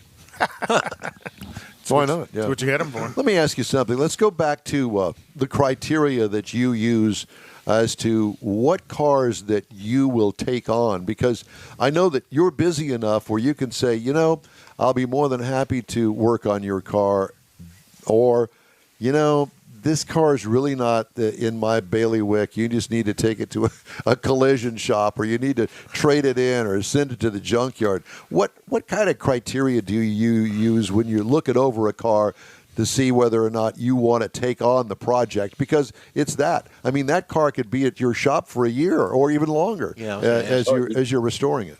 Yeah, absolutely. The criteria basically would be, does the customer want to put the monies into the vehicle? Obviously any restoration shop out there will work on just about everything. So you got to make sure that, one, the customers is into the build, or if they want to put the monies into it, and how much they have to have or want that car. So if it's a car and somebody comes up and just says, hey, I just want an old car, well, you got to find out what kind of old car you want. What turns out, what pulls your strings. If it doesn't pull your strings, don't put the monies into it. And if you're not ready to build a project and spend the monies on it, then it's not worth your time. We had a gentleman, I got a little Fiat coming in, but it's a collision job. So, and we're finishing up a 5-window collision job, so we're doing some insurance, some old classic collision too, on top of that. Well, so this 5-window, that's a collision job, he wanted to paint the rest of the vehicle, and I kind of guesstimated a number for him, and he kind of, his mouth hit the floor. But, because he bought the vehicle already done. Yeah. Oh. So do folks come to you with nothing in hand and say, find me this ABC vehicle to work on and fix for me, or do they come, with a vehicle already? Yeah, usually they have them already. I did have a gentleman come back, and he wanted an old car. He retired, and he wanted an old car. He just didn't know what he wanted. So I told him a few options he could do, but he'd have to look around and do the research and find that car that he really, really wanted to have. Not just buying anything, and he had to be careful with what he purchased, because there are some scammers out there that can make it look good for 6 months, and after 6 months, the car starts falling apart. Let me ask you this: would you hire yourself out to go someplace with me, for instance? We go to the Mecum auction, and you and I look around, and I say, Mark, I really like that car. What do you think about it, and how much would it cost me to get it up to the standard that I want? Because, it looks like it's got a little rust in the floorboard. It needs new pans down there, whatever the case may be. And, you could say, Don, this would be something that I think that I could fix for you, and we could make it a reasonable build that wouldn't cost me a fortune like that Mustang that you had in there. Are we back to the Corvair again? No, we're not. So, but you follow what I'm saying? Are you available to hire? Yeah, I could go down there, and there are times that I have, not all the time, but I do go to customers' houses to look at vehicles. If I have the time to do that. But then, but you got to figure sometimes that's 2-3 hours of the day, going over the vehicle with the customer and telling them what I need to know what their expectations are and what the final build is, what they're looking to do. Right. So it's kind of almost like an interview process, and make sure that they want to put the money into the car and, let them understand of what it's going to take to go through this vehicle. Yeah, depending on how far they want to go, depending on how tall that pile of cash needs to be. Sure. To serve it, to take care of the car. Right. Yeah, it's and you want to make sure that you're giving the customer what their final expectation is. Well, there is a difference between restorations. I got to meet Mark through Randy Borcherding. Oh. Randy Borcherding was my first contact because I didn't know anybody in town that did custom car work, paint jobs and stuff like that on a 1966 Corvair. And Randy says, Don, you can't afford me because that car isn't worth enough money for the amount of money that it would take me to rebuild this car. He says, but I have a friend of mine that deals with cars like what you're looking at and this Corvair, and turned me on to Mark. And Mark and I hit it off, and I took the car over there to him, and he says, let me look at it. And so he got underneath it, looked at it. I told him, I said, I've been underneath the car, and there's really no rust except up underneath that cowl panel up underneath the front windshield. And he said, yeah, I think I'd be able to help you out on this. And that's how we came to an agreement to have him do the car. Well, and from where your old collision center was, the Borcherding's backyard SEMA building shop, probably throw a couple of rocks and you could hit his building. Yeah, he was only a few miles down the road. Yeah. Yeah. And so, there are different quality, different types of builds when you get into these custom restorations. Depends on how big that pile of money is. Yeah. That's you know, Randy's going to be a huge pile of money, but he's also going to be a 2-year build. Well, yes, there's that. Where Mark is going to adjust based on his interview with you what you want in the car, and then kind of give you an idea of how big that pile of money is. Well, remember, I brought him a Corvair. Who does a Corvair? You. To the point that Mark brought it up to. I mean, there are not too many of them. And now it's in a collection. It is in a collection, but they just don't. They don't want to put that kind of money into a Corvair because it doesn't have some big engine in it, or it wasn't. It was special to Ralph Nader, but that was about it. It was special to you too, because in that interview process, Mark's talking about is he gets to learn the emotional connection with the vehicle, Right. and yours was extremely emotional. Well, kind of, because my first real car that I bought with my own money was a '65 Corvair. And I bought it through Richardson Chevrolet, where I was working at the time. But after that, that Corvair thing just went away for decades. And then a friend of mine said, "Hey, man, I've got a Corvair. I know you used to be in Corvairs, and it's all original. Would you be interested in it?" I said, "Yeah, I'd be interested in it." Because at the time, I was dumb enough to say, yeah, I would be. Well, and it wasn't dumb. I enjoyed the process, and Mark made it easy. And that's part of the key too, is being in the hands of somebody you can trust to walk you through it correctly, and not because how many times do you get into somebody else's car that's been worked on by 4 or 5 other shops, Yeah, I was thinking that and too. you have to correct it. Yeah. Well, and we got 3 in there right now from other shops. Yeah. So that does happen, and it's unfortunate for the customers that happens. Yeah, because it's money out of their pocket. Right. Yeah. Sure. Because you have to go back and fix another shop's mistakes. And depending on how bad that mistake was, is what it takes to fix it. And then Mark is the last one in line with this because he's going to get it done and get it done right. Right, And that's gonna correct. Be no more fiddling with it. Yeah, exactly. And the other thing is Mark is going to be honest with you. Yeah. Hey, look, Don, that car is going to cost you $34,000.57. I can't do it for any cheaper than that. And if you want it done right, I'll do it for that. But I'm not going to do it any other way. Yeah. Yeah. And that's the other nice thing. You need to have somebody that is going to be honest with you and upfront with you and tell you how the cow ate the cabbage, so to speak. How the cow ate the cabbage. You should write that down. That's something from my mother, so shut up. I am going to write that down. Yeah, of course you will. So, Marky, what are you looking forward to in 2022? Hopefully that this is a really good year for Sweet Rides. We've added a couple more employees, so I've got a pretty good crew now, and I'm hoping to really do a breakout with Sweet Rides and get things done in a timely manner. Well, I know that the last time that we talked that was an issue, that you had more work than you had employees, and not that anybody had quit. The work just grew. And so that speaks volumes for you. Yeah, we've been very fortunate. Of course, this last week with this ugly weather, it didn't help us at all. It puts everything in a bind. Yeah. But hopefully, once some nice warmer weather comes up, we can really start plugging away pretty hard. Marky, it's always good to catch up with you, and it's good to see you again. Stay healthy, and we will catch up with you again soon. If you got any news for us, be sure and give us a ring. Yes, sir, will do. Thank you guys very much for having me on. Thank you. Thanks, sir. Take care. Sweet Rides. Rancourt, Sweet Rides, yep.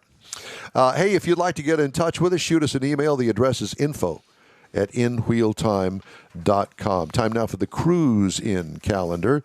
And Craig has got his Chrome and Coffee coming up tomorrow. Correct. And that's down here at Avalon Diner, which is the south direction of US 59 at 90 on the South Side Service Road, just before you get to 90. Yeah, it's easy. And Saturday, February 19th, Hemi Hideout's going to be open. All right. 9:30 to 11. Please, no guest under the age of 12. They will be asking for a $10 cash donation, and John will match that to local charities out there, and they do a very nice job. Call and make a reservation ahead to attend, 713-825-2555 with your name and guest count. And again, nobody under 12. And if You wonder why nobody under 12. If when you're there, you'll completely understand because a lot of beautiful, fragile stuff. February 18th is the Winter Conroe Swap Meet and Car Corral. February 25th is Lone Star Throwdown at the Lone Star Convention Center. Yep. February 26th in Nederland, Texas at the Mid-County Baptist Church. What? The hot dogs, hot rods, and fellowship on 226 starts at 10 a.m. to 2 p.m. And bring your own. Mars, are you involved in that? Bring your own casserole. Of course you're not. Bring your own. Did it say that? Bring your own casserole. Bring your own Hey, casserole. it's at the Baptist church. They're going to That's bring right. your own Everybody's got casserole. to bring something. Oh, Lord. How about a fruit cake? Can I bring a And fruit then the cake? classic car stampede is March 12th, and that's in Belleville. Okay. Thank you, sir.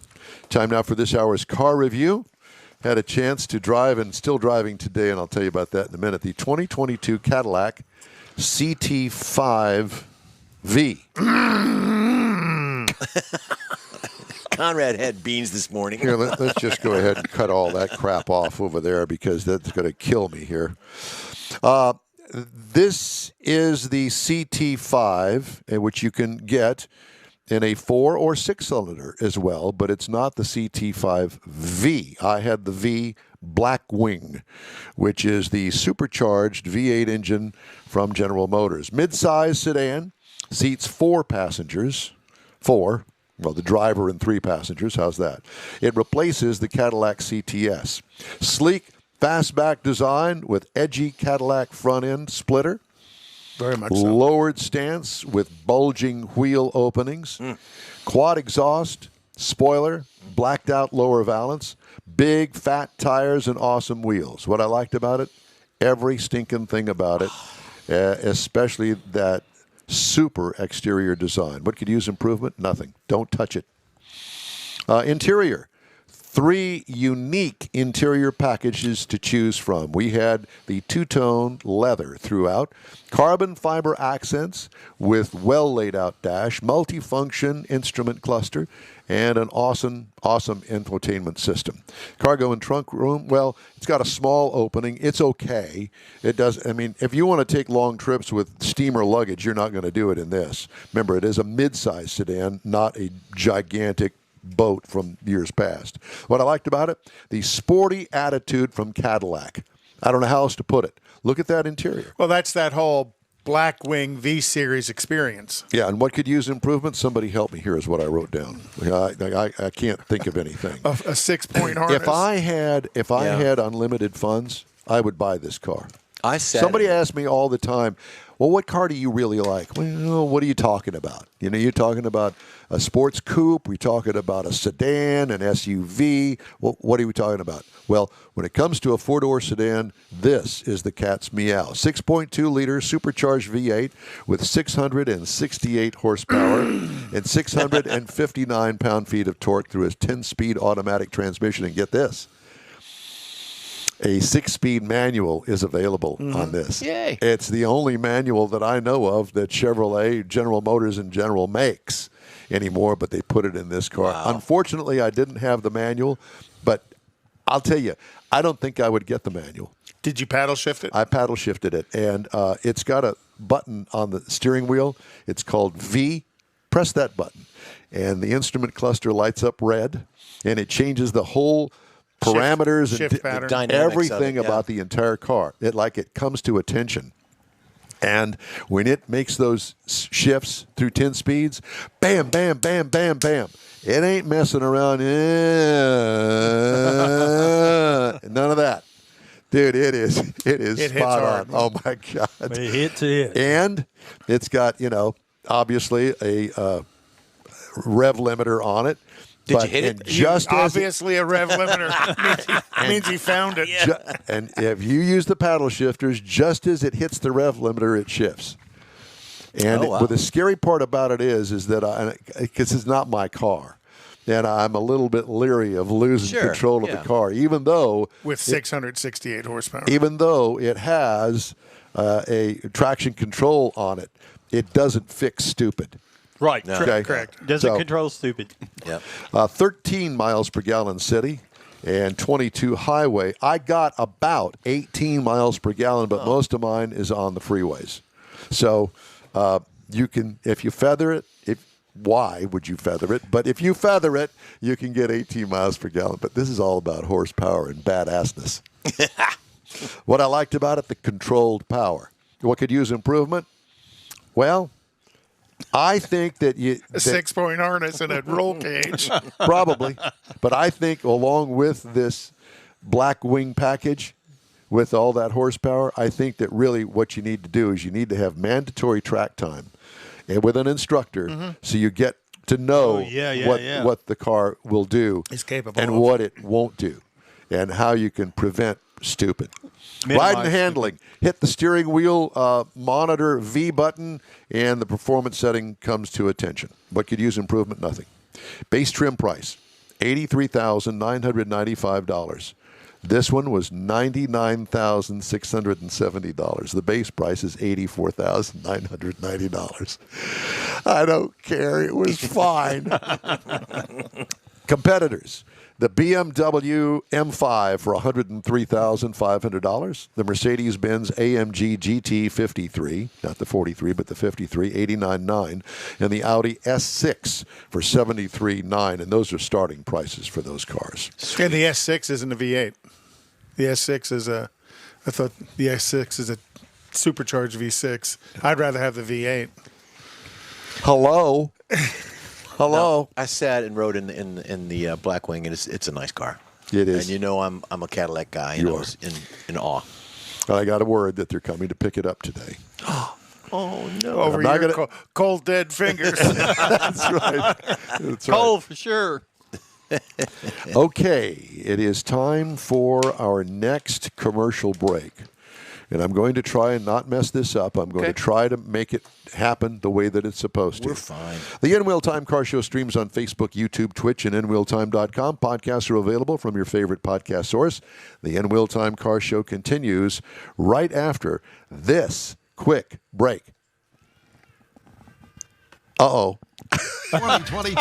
It's the premiere of the all-new Tailpipes and Tacos Cruise-In, and you are invited. Tailpipes and Tacos kicks off a new seasonal format, and first up is the Spring Cruise-In at the Lupe Tortilla in Katy, 8 to 11 a.m., Saturday, March 19th. Tailpipes and Tacos will award trophies for Best Hot Rod, Best Classic, and Best Modern Classic, so make plans now. Tailpipes and Tacos is Houston's coolest cruise-in, and this one brings it all together for Spring 2022. You'll enjoy seeing the best hot rods, show cars, classics, and resto mods, along with Lupe Tortilla breakfast tacos and adult beverages. There's no fee, and you can automatically compete for custom Lupe trophies. It all happens at the Lupe Tortilla Tex-Mex in Katy on the Grand Parkway at Kingsland Boulevard, just south of I-10. Get your ride ready for the all-new Spring Tailpipes and Tacos, Saturday, March 19th. Spectators are welcome. The In Wheel Time Car Talk Show will be there, too.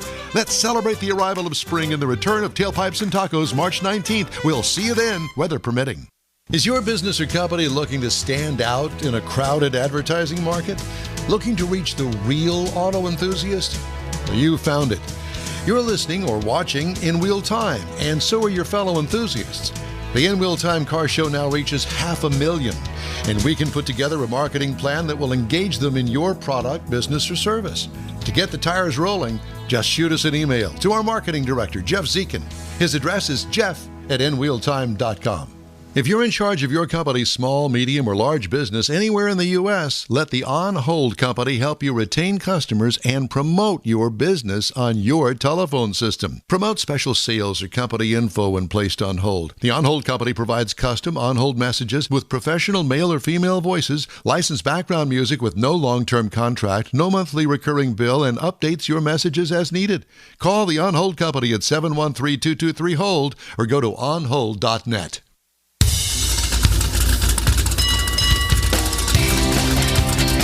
I don't even know what to do anymore. I don't even know what button to push or even where I am. Just push a button. It's the In Wheel Time Car Talk Show, the only place for weekly, entertaining car talk.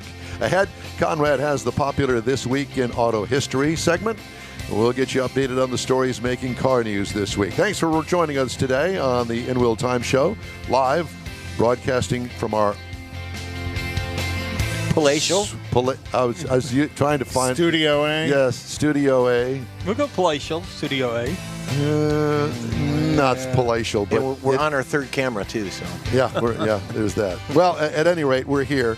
Thank you very much for joining us today, along with Mike Out of This World Mars, King Conrad DeLong. We need more Jeff Zekin. I'm Don Armstrong, and joining us now, it's a rare in-wheel time appearance from His Majesty.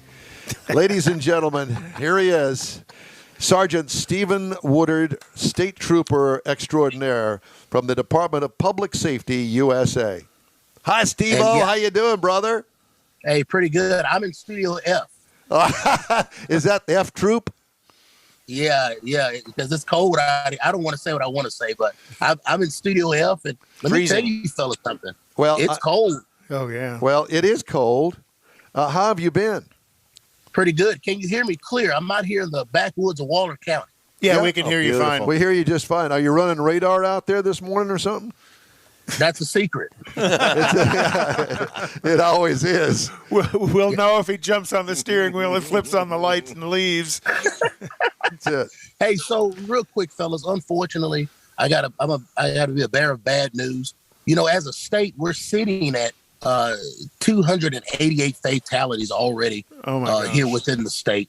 We were well over the yearly mark from the previous year.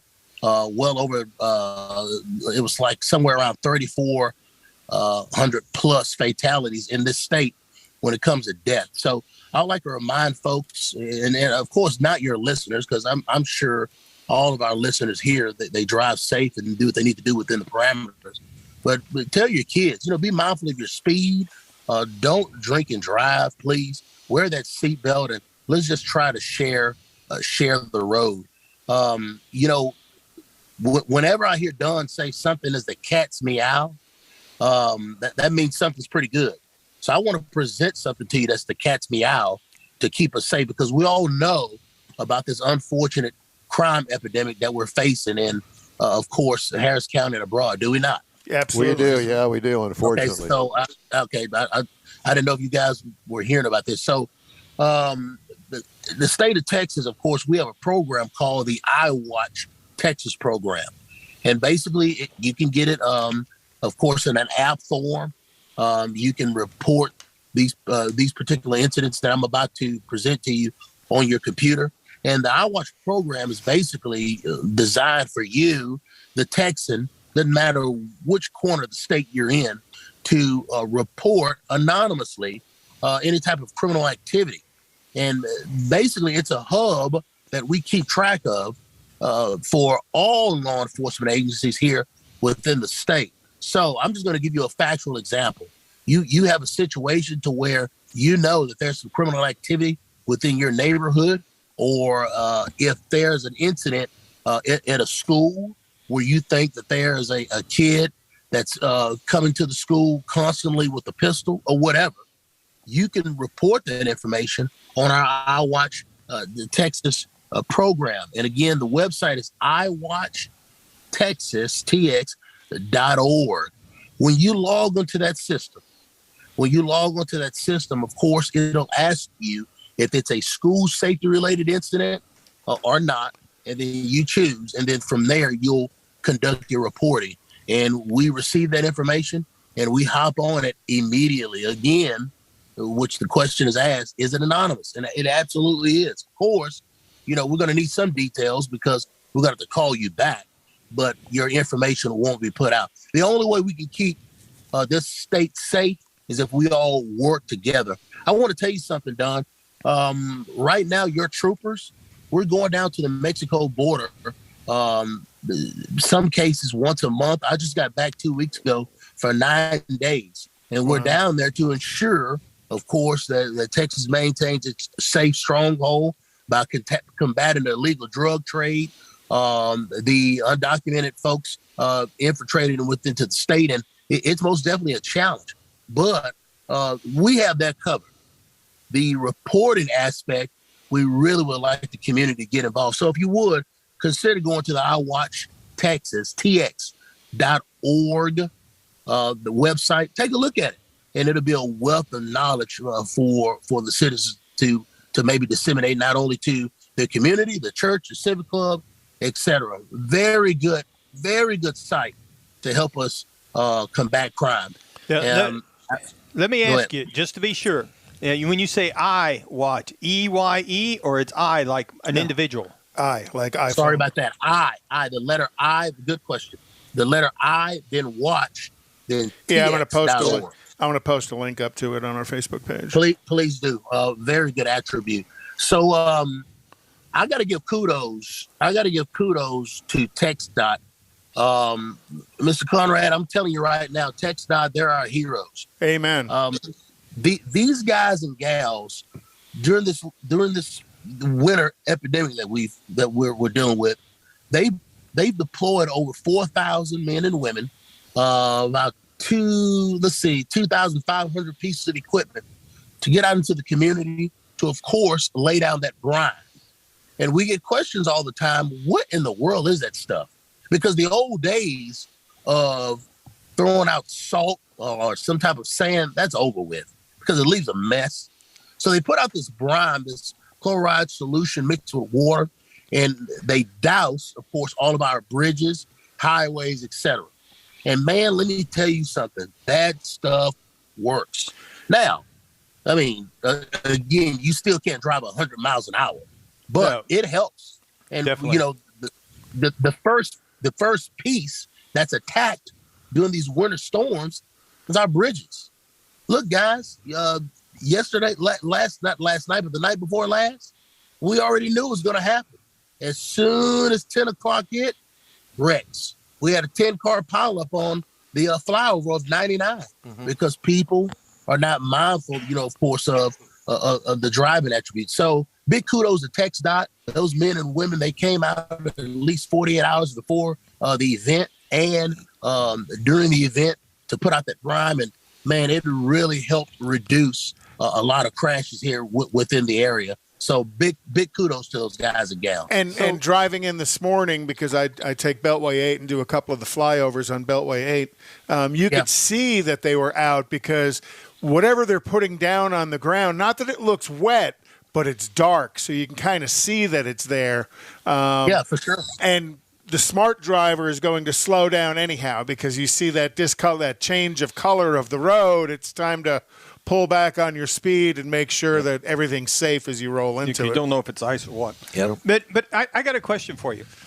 Please. Talking about all the crime and the increased crime and things that are going on. So a lot of people are carrying weapons with them. Yeah. So my question is, if I have a permit and I am legally carrying a weapon with me and I'm interacting with an officer such as yourself, I understand, put your hands on the steering wheel so everybody's clear on what's going on, but how? What's the correct protocol? Yeah, how to keep everybody safe. What should I do as that driver in possession of a weapon to make sure we're all safe? All right, Brother Morris, real quick. First things first. You can get in this black and white with me, and we can stop 10 cars, and out of the 10, 6 have pistols. That's fine. All right? We're not, to be quite honest with you, I'm really not worried about the guy or gal that has the permit because they went through the provisions and everything that I know that sounds weird, but I'm just going to tell you this. So what we would like to see, and I'm speaking for all law enforcement officers here within the state of Texas, of course, we want to see your driver's license. We want to see your insurance. You having a pistol, hey, that is your privilege and right. What we don't want to see is you put your hand on the pistol, etc. Or say, hey, troop, take a look at this pistol that I have. Oh, gosh. And again, all of those attributes are taught in those firearms classes. The most important part of that firearms class is not the shooting piece, because I'm telling you, fellas, between us, we're the only ones on the line, right? Right. Yeah, we are. That's right. Yeah. Okay. Between us, those shooting classes, it's not enough. It's like anything. You got to continue to practice. Right. The most important curriculum of those particular classes is the legality piece. Knowing when to actually present that weapon, where to present it, etc. So as a law enforcement officer, state law says that it has to be in a shoulder holster, belt holster, some type of holster, appendix holster, ankle holster, whatever the case. and you're good to go. We don't want to see the gun on the dash. We've encountered individuals where the gun is laying in the passenger seat. That's a big no-no because that gun could present itself as a projectile if you get into a crash. Oh, okay. Or little Johnny in the back could grab the gun, whatever. So keep your hands away from the gun. And, hey, it is a wonderful courtesy piece if you say, hey, troop, just to let you know, hey, I'm a concealed handgun license holder. I have my pistol on me. Now, keep in mind, Mr. Mars, we're going to know that already. When we stop you, we run the information. It's going to tell us this person is a handgun license holder. Okay. Isn't that beautiful? Okay. And then That's good to know. I didn't know that. Those computers they have in their cars are pretty smart. Yeah, but even with that, though, it's a good idea, let's say, for me, if I have one, to sit there and say, officer, I do have a weapon on me or in the car someplace. Just so that he Brother knows. Mars, real quick. We used to, years ago, we would say, okay, you're a license holder. May I see your gun, please, so I can run it to ensure that it's not stolen. Well, we don't do that anymore. We don't disarm people anymore. But if you don't have a license, then, we're going to check to see if that weapon's stolen. And a lot of stolen weapons, unfortunately, within our region. So, again, if you're a license holder, there's several privileges to getting a license. Number one, you don't have to wait every time you go in to buy a gun. You don't have to wait for that long process of getting a background check because it's pretty much done. And a wealth of other things. So, again, the most important piece of those handgun classes is that legality piece, and they'll tell you everything you need to know. Okay, so because of the way you said that, so let's say I'm not a permit carrier. I don't have a permit to carry, but I happen to have one in my vehicle. Sure. Happen to have one, a weapon. A weapon. Yeah. I happen to have a vehicle in my vehicle or on my person in a holster. Let's say it's secured like it's supposed to be, but I don't have a permit. So I guess the same thing applies. I tell the officer? Now, yes. First things first, are you a felon? Conrad, don't answer that. First thing, are you a felon? All right, cool. Check. I'm not. I'm a good old boy. I'm good to go. I just don't want to pay any money to pack a weapon. No problem, brother. You can pack a weapon in your vehicle because we talked about this on this program. I was looking back at a calendar. You guys invited me on this program about 6 years ago, almost 6 years ago. And we talked about this, that your vehicle is an extension of your home. Mm-hmm. So that's fine as long as it's carried in a concealed fashion, glove box, carried inside the center console, no problem. The weapon does not have to be unloaded. That was an old cliche back in the day, that the ammunition had to be separate from the pistol, or there couldn't be a round inside of the chamber. Well, I always use the cliche, what good is a burger with no meat in it? Load it up. You can do that, right? But here's the deal with not having a license. You can't take it into the barbershop. You can't take it into Walmart or any other place that allows you to bring your weapon inside, church, whatever.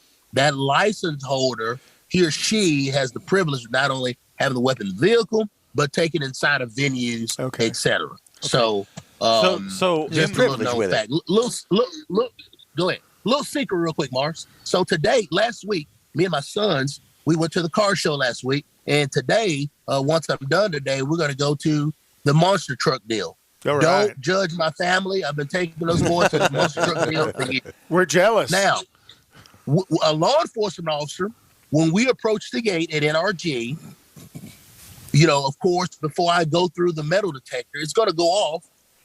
And I'll tell them, hey, I have a pistol. Well, a police officer will meet me. He'll get my ticket number. This is a little known fact. Okay, you're in seat 123. Just in case something happens, then they'll know to prompt me in seat 123 that they need my help and they need my gun.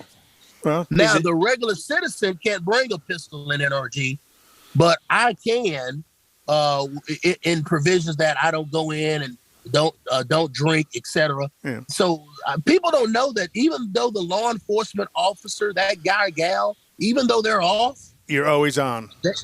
They're on, and it's recorded. We're there to help you. Even with my family, it's recorded that I'm available to help you. Isn't that something? Thank you very much. Yeah, we appreciate that. We pray for you every day. One thing Thank I you, need, brother. I need to point out, the last time you were on, Don had to leave early to go fly. So here you are again. Yeah. Speaking of that, Steve, I have to give your aircraft division out there on 290 kudos because, you know, we've been in several chases together with the DPS helicopter, and we tried to help every way we could, and apparently we helped nab some guy that was on a dirt bike, and I've seen that. Yeah, did you see that? Yeah, and so yes. we try to work when we have the opportunity to. Got to have their back. Yeah, we always do, and you know, sometimes we get there before they do, only because we're already airborne and they have to get called to go airborne. So sometimes Sure. it just works out that way. But it's always a pleasure to work with you, Steve. And always an education. Yeah, it whatever is. you bring us Thank is always a learning experience. Hey, what kind? thank you. What are the? What, I need to know. appreciate y'all. I need to know what kind of what's the latest hot rod in the DPS trooper fleet these days. So right now we're still, of course, we're fading out all of the Dodge Chargers because of the mechanical problems, but the fastest thing we got are those Challengers, and it'll get up. The only problem with that Challenger is the engine is so loud. I mean, you can hardly hear the radio inside of the car. But other than that, hey, we're still rocking the new Tahoe that's coming out. And man, that thing looks good. The reason why we went to the Tahoe is because of the crash impact. We just did a survey last week on Thursday of how many troopers were hit from the rear on a traffic stop. Yep. And we found out that the Tahoe it's absorbing those hits from those people that are drunk or distracted. So, you know, a lot of law enforcement agencies, they mirror their policies from DPS because we are the state's police department. And I tell you that Tahoe, that Chevrolet Tahoe, it stands the test of time. You can drive it longer.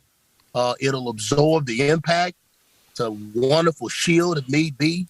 And hey, man, we look good in it going down the road. Yes, yeah, you certainly do. There you And let go. me just add to this, and that is the fact that the trooper vehicles, and as well as all of the police vehicles, PPVs. they are specialized vehicles that are modified at the factory to be in Police package yeah, vehicle. Yeah, police packages, and they have a lot stiffer suspension. They have a lowered suspension.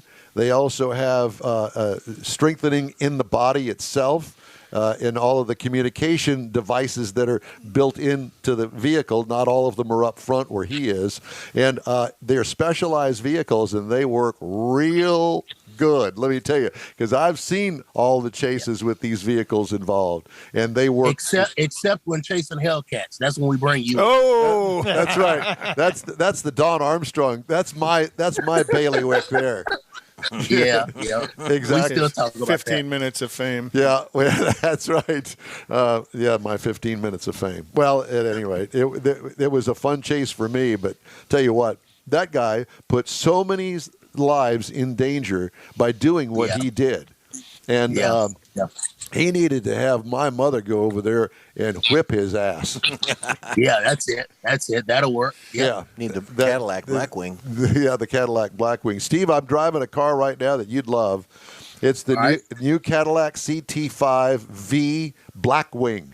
And this thing's got that supercharged Corvette motor in it. And, buddy, Really? Oh, my God, it is sweet. It's a 200-mile-an-hour sedan that it is just sweet as can be. Wow, you would like that. Wow. Man. You know, I'm a Cadillac man. I love what they put out, the product they put out. And that's just kind of what me and my wife have been she's been rocking for a while, and they just make a really good product. So, but back to this old Tahoe, I tell you, you know, it really does the job when you're talking about speed, etc. I mean, some things you just can't catch, but I feel safe, and I'm glad to know that you know, our agency has outfitted every trooper. You know, we have well over 3,700 troopers in the state. They all have their own vehicle. And I know that they're safe, whether they're in the big city of Houston or in a small town somewhere in Orange. I know that they're safe and they have everything that they need. So, Steve, it's great to talk to you. We thank you so much for joining us today. Have fun at NRG and the Monster Jam tonight with the kids. Hey, be careful out there. How old are those kids now? Aren't they getting kind of close to buying their own vehicles? Yeah, well, that one boy, I tell you, my oldest son, real quick, you know, he's 17 and good kid, and had his first little minor accident the other day. You know, he sees the green light, but what he didn't understand is, son, yeah, that's a green light, but you don't have the green turn arrow. Oh, yeah. So there's that. Yeah, he's 17. He's the number 1 defensive football player in the state of Texas and number 3 in the nation. And my daughter, who's my favorite, bless her heart, she's 10, and that other boy that's 8. I don't know what we're gonna do with him. We're still working on. Well, Work in progress. Hey fellas, this is Sergeant Steve Woodard. I've always wanted to say this, so please let me do it. Okay. Signing off from Studio F. Be careful out there, Steve. We love you. Be safe. Love y'all too, man. Take care. All right. Have fun. State Trooper Sergeant Stephen Woodard, Texas Department of Public Safety. He's one of us. Yeah. He is. He's a car guy. Yeah.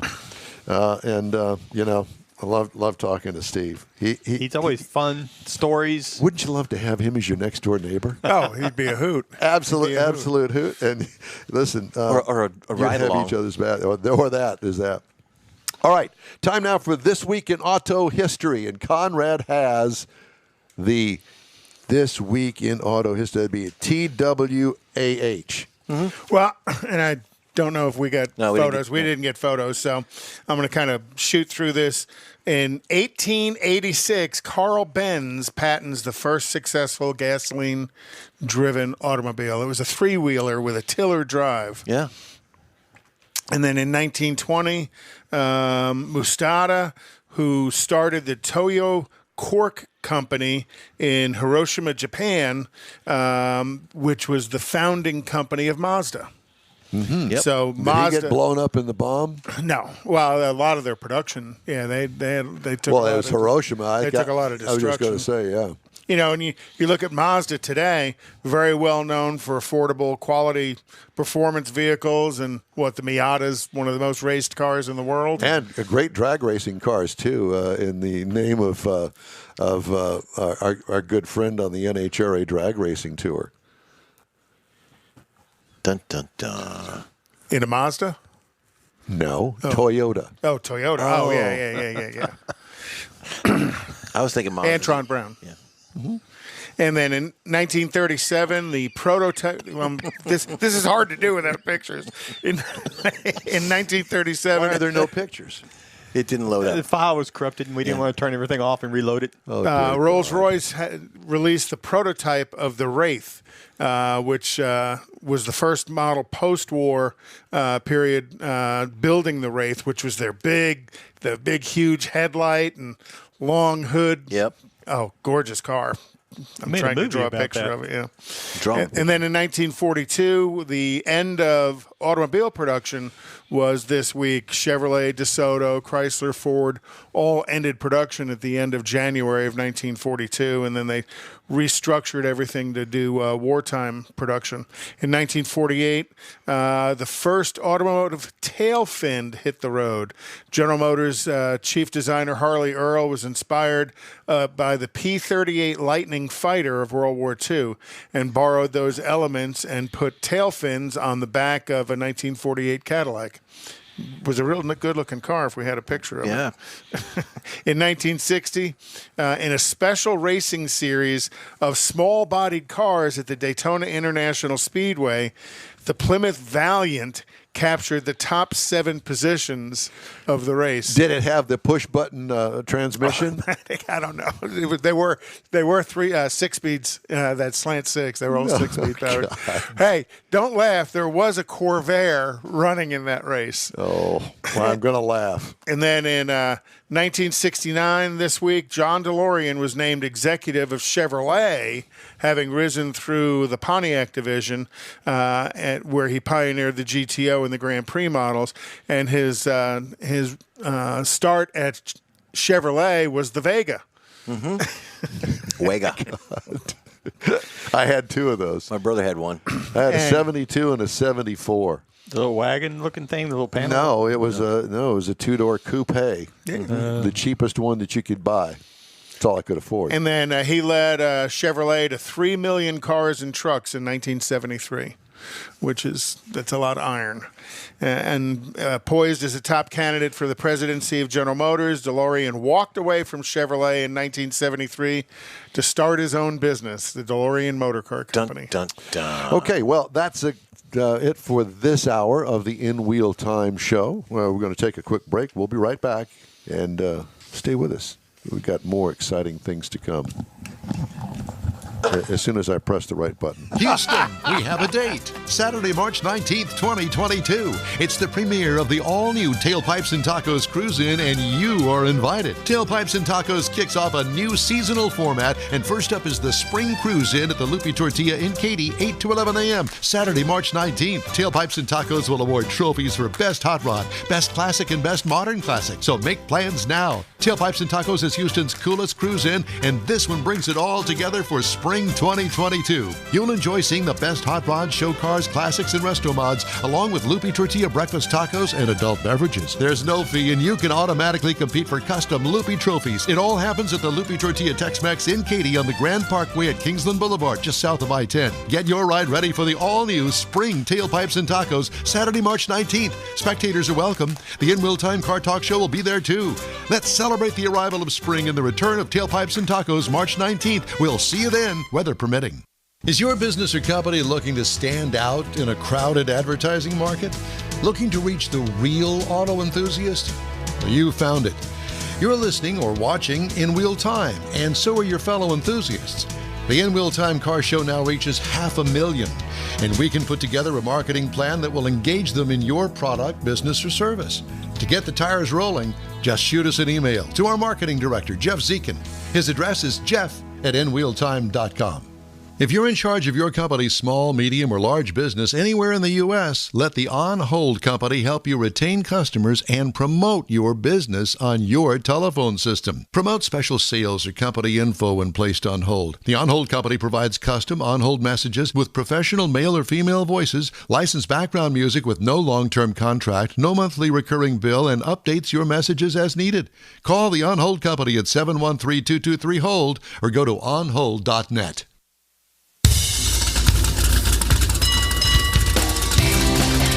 It's the In Wheel Time Car Talk Show. Just ahead, Jeffrey gives us a review of our pre-owned car of the week, the 2018 Ford Flex. I actually like that thing. Conrad has the car clinic. We also have the stories making automotive news headlines. It's just ahead in this edition of the In Wheel Time Car Talk Show. Howdy, along with Mike out of this world Mars, King Conrad DeLong, and we need more Jeff Zekin, which we always do. I'm Don Armstrong. Glad you could join us on this fine presentation of the In Wheel Time Car Talk Show. We thank you for being with us. I hope you got to hear the first 2 hours or the first 4 segments of this particular edition. Yes, sir. It depends on whether you're listening to it in podcast or live, real time. You know, it's way too confusing. We're everywhere. We are, well, we're soon to be everywhere. When the internet works. And Don Armstrong's stupid thumbs work. This thing here. You need one of these. It shows that it's playing a commercial, and I haven't pressed anything. It shows that it's playing, but it doesn't show up over here. I guess I just don't get it. So I've been given another duty. If I don't have enough. You said duty. That wasn't DOODY. We are such children. It was D-U-T-Y, duty, but I called it duty. He said it again. Duty. Oh, gosh. Okay, Welcome. Quick, before John hangs up. I think he already did, didn't he? No, he's still here. He's hanging with us. there. Joining us now is a fellow by the name of John Metrick with Lone Star EV Performance. They work with drag racing, drag boat racing, top speed events, and they also hot rod golf carts and motorcycles. Cool. I mean, Wow. that's kind of impressive, don't you think? I think. John, how are you, sir? It's good to see you. Guys, how are you? Good to see you again. Well, yes, it's great to see you. So tell me about this Lone Star EV Performance. I want to know all about it. How long have you been in business? Well, we started electric drag racing about in 2010, and I joined the National Electric Drag Race Association, NEDRA. You can go to nedra.com. And in about 1 year, I ran for an office there. We won the presidency, and I've been the president of the National Electric Drag Race Association for 10 years. Now, in that meantime, I was importing and exporting batteries, and people were calling me and say, how did you get that performance? So we designed our own battery, and long story short, I started selling parts, and I felt, I didn't want to wear the nonprofit hat of NEDRA, and I have my own company at the same time. Going to venues and then trying to spin my hat around, and represent both. So this year, after 10 years, I retired from NEDRA, and the new guy's taken over. His name is Alan Thomas. But this year's first year, Lone Star EV Performance is going out on their own, and we got first booth at the PRI show, Professional Racing Industry Trade Show, and we showed our wares there. We had been going to that show for about 8 years, and I've been paying for it out of my own pocket for a long time. And then NEDRA started to pay, and I said, well, this is good. There's enough interest here. Then a lot of people were calling me saying, man, I don't have anything that fits the NEDRA classes. There's street outlaw, there's conversions, there's motorcycles. I've got a really quick golf cart. And I want to switch from lead batteries to lithium batteries. And I said, man, okay, well, that's kind of outlaw, though. I can't really endorse that working with, NEDRA. But I ended up selling a few. And I've got a few pictures here if you want to see them. Well, of course we do. Let me just see if this is going to work. Can you make that out? Yeah. This is my channel. My channel on YouTube, if you go to Lone Star EV Performance, this fellow's named Reverend Terry Hatfield. He's the chaplain of NEDRA. And you'll see why he probably needed this on this day. So this is, he had like a 250 pounds of lead in here, and he took that out and put a 40 pound lithium pack in here. And he said he ran the fastest he ever ran. He wanted to do 108th mile in a golf cart. And on this day, you see, What's this guy? Now just watch this. Is this the same guy? This is the same guy, Terry Hatfield. There's the name Terry. Watch, Okay. just watch. Second pass. He swapped the pack out. Now this is his new pack. Oh, my God. Whoa. On his head. Oh, my gosh. Yeah. It's a little bit of torque, isn't it? Yeah, he didn't make it, did he? No. No. Anyway, he was okay. There he is. So that's Terry. I got one more here. I'm not going to play my whole list for you, but this one is another golf cart, and he races the Outlaw. This fella name is Robbie Steen. He's been doing this for a long time, like 20 years. He's with Plum Quick Motors, and this run here, he swapped out his pack for my pack, and I just noticed he's like in a regular golf cart with golf clubs. Watch this. No gloves. That's what I mean by outlaw. Got to lean forward. He's breaking the tires loose at the 330. Oh my. Anyway. Oh my God. 118 miles an hour. Wow. 118 in a quarter.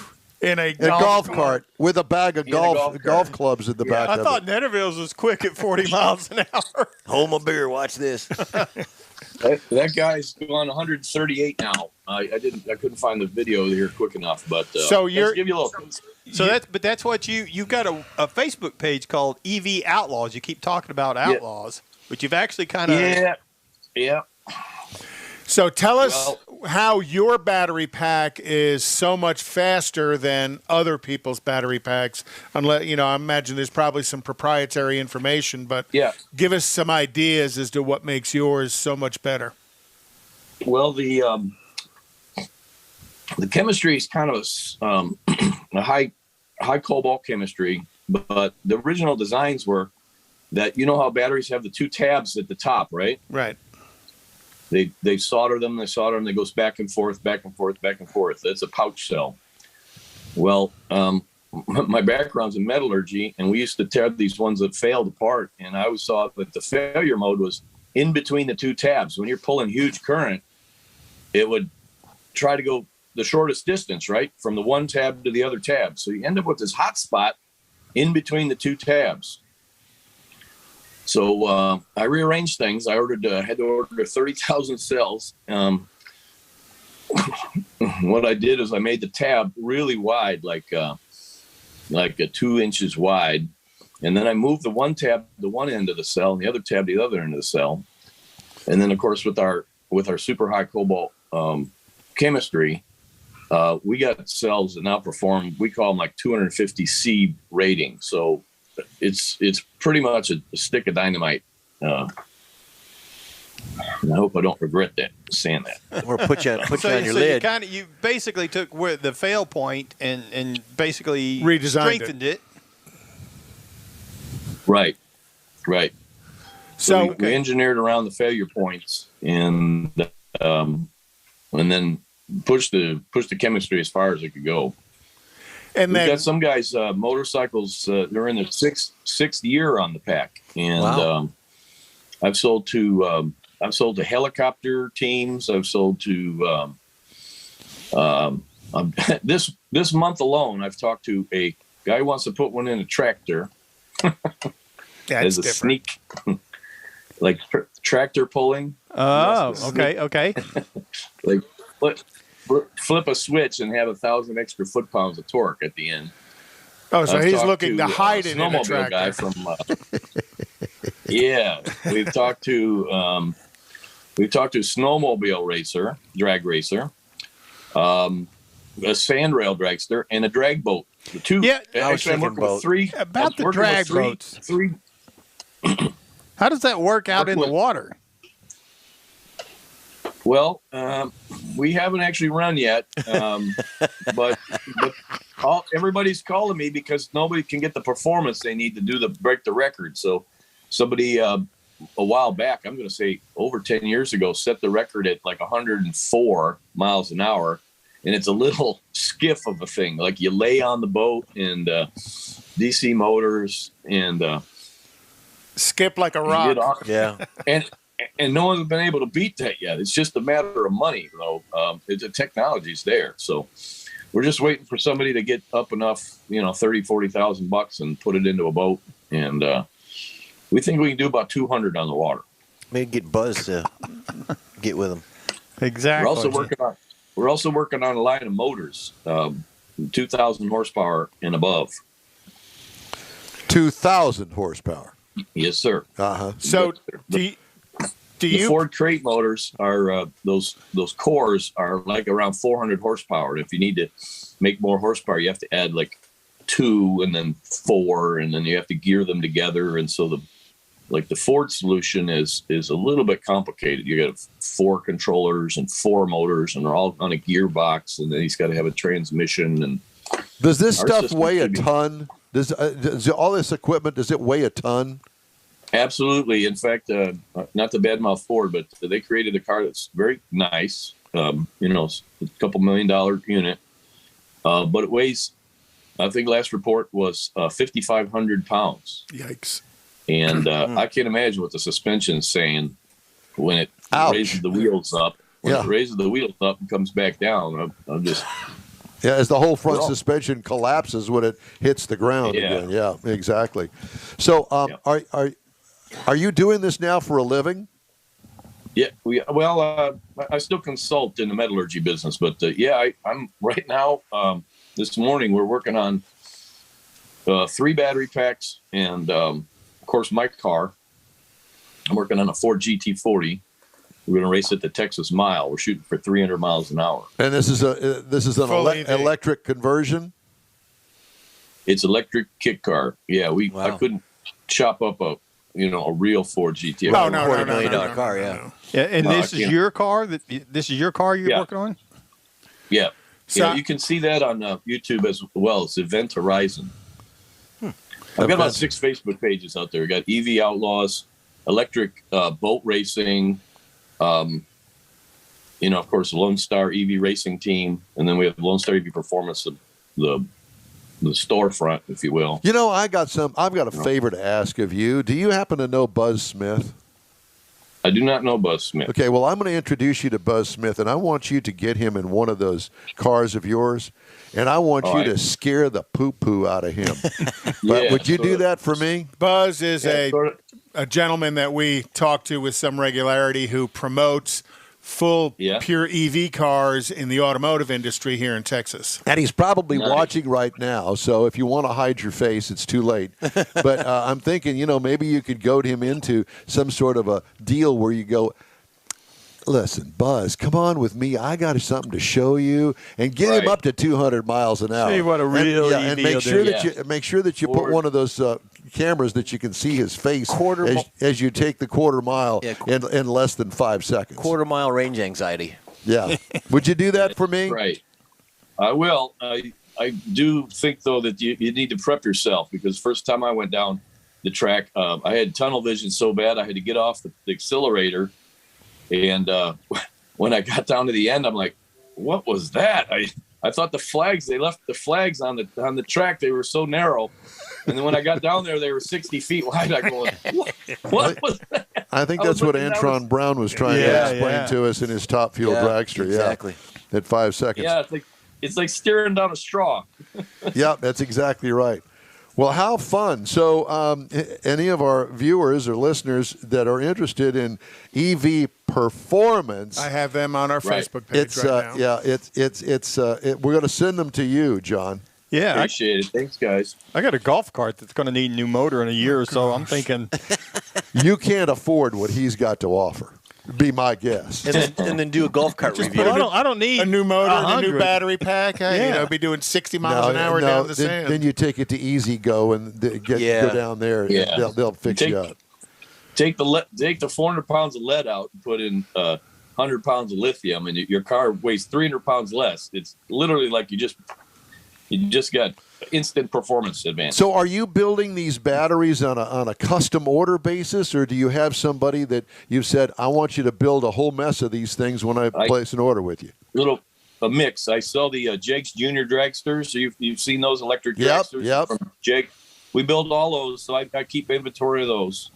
And one we're building right now is for a customer called up and wanted one of those. And then the other ones are all custom, pay up front, I like it. Yeah. Listen, 2,000 horsepower. When you're ready for some car guys to come and help you out, just let us know. We'll be there. All right. So Come on down to Houston. Are you planning on going to the Texas Mile in March or October with the GT? I can't make March. October's maybe. We ran into a little bit of problem. Like the controller parts are so like 50-week lead times on some of these things. So it's still in a boat off the West Coast somewhere. Yeah. I don't know what's going on. So we're trying to engineer around some of these CAN bus chips that you can't find anymore. They're like hen's teeth. So we're kind of going around that chip that's rare right now. And so we wish you luck. Yeah, exactly. Because working your way through it. Yeah, because what he's got going on, that's where all the demand is, especially because now he's competing with the auto industry of the entire globe. For chips. Chips and controllers. And the Elons of the world. Right. Right. Yeah. Right. Well, I'm surprised that those guys haven't called you and said, "Come work with us." Yeah. Come on. Come on, yeah, exactly. Because the way I see it going is that, you know, right now it's electric vehicles for the masses. But what I see in the future is, you know, somebody like us is going to want to hot rod it. Well, how do we hot rod it? That's called Johnny. EV, Lone Star EV Performance. Yeah. Buzz says they go on rallies. As the topic is outlaws, I just wanted to plug the Street Outlaws guys, Farm Truck and Asian. This weekend on Street Outlaws, you may see an electric drag truck built by the Street Outlaws, and that will break, I think, wide open, and people will be calling saying, "Where did you get the battery? How did you do it?" Just check out Street Outlaws this weekend, and you may see electric truck. I'm sworn to secrecy, but we won't tell anybody. Well, we're all fans of Farm Truck and Asian. Poor Asian puts his life in jeopardy when Farm Truck straps him into something. Oh my God, that air compressor thing! Holy that nitrous chair. Yeah, the nitrous chair. Well, John, it's great to talk to you. Best of luck in your business, and keep us posted with anything new and exciting you got coming down the pike, okay? I appreciate it, guys. Thank you very much, and everybody watch In Wheel Time. Bye-bye. Thank you. Thanks. John Metric, How fun. Lone Star EV Performance. Yeah, no kidding. It's out of my class. I'm really dumb when it comes to stuff like that. Well, and to think of, you know, he's advancing the technology not by bringing something new, it's by correcting something that's going wrong.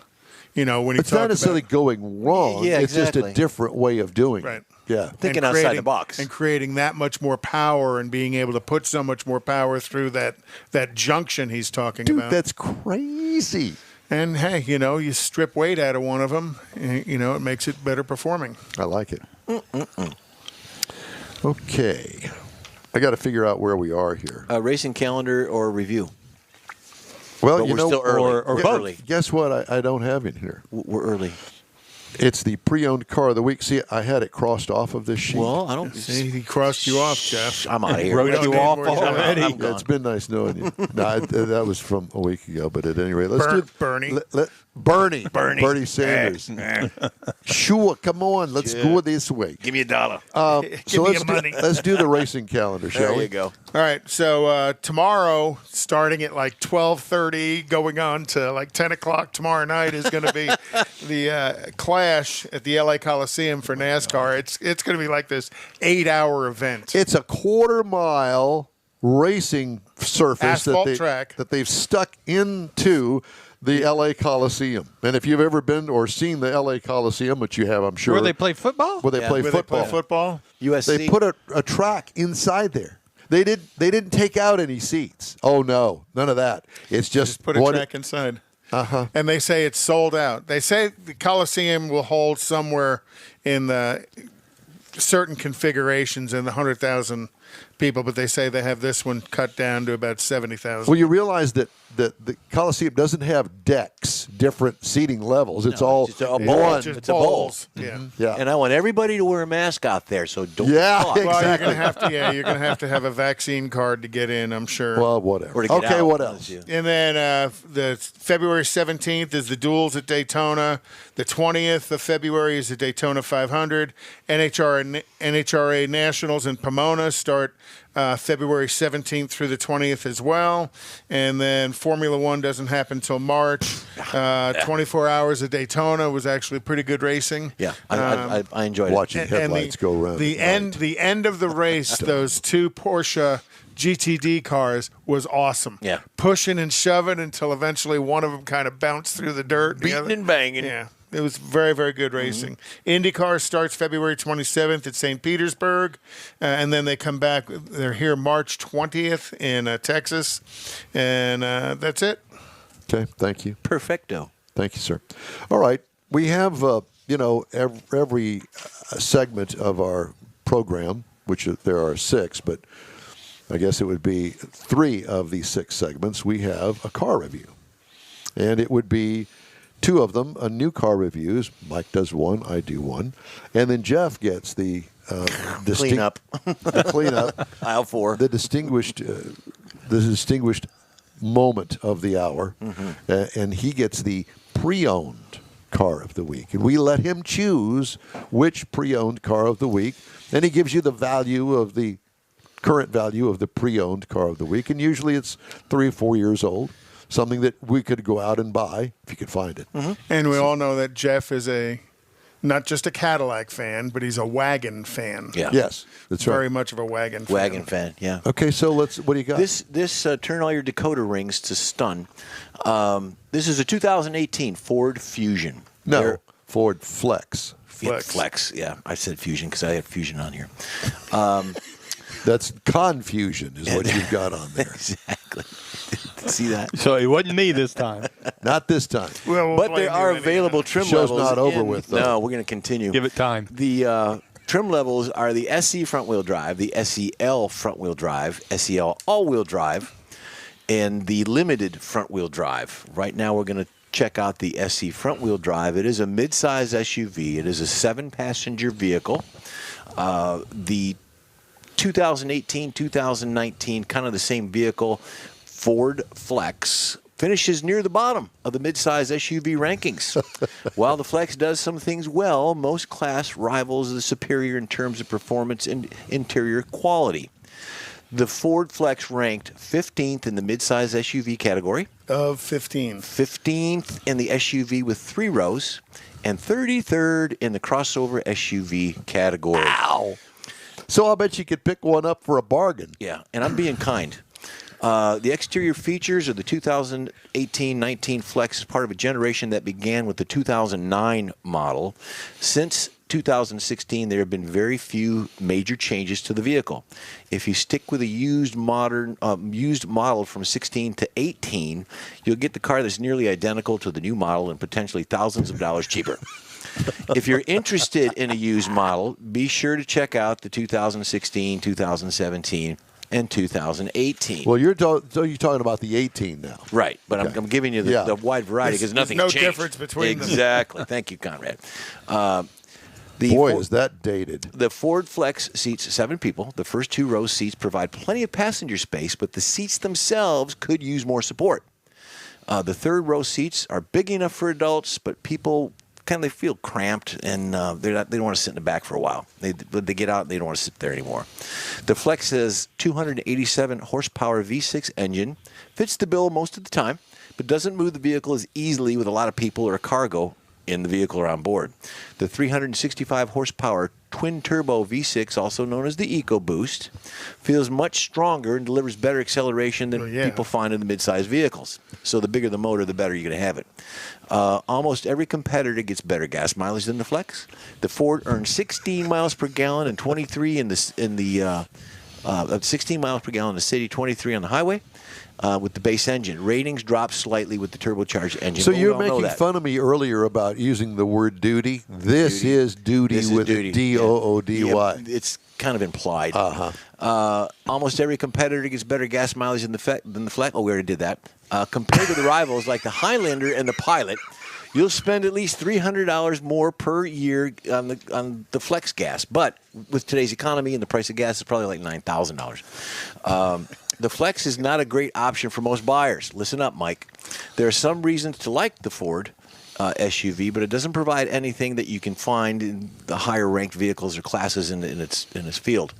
On the top, it starts the price for the class. It's not like any of the Flex represents some of the great deals.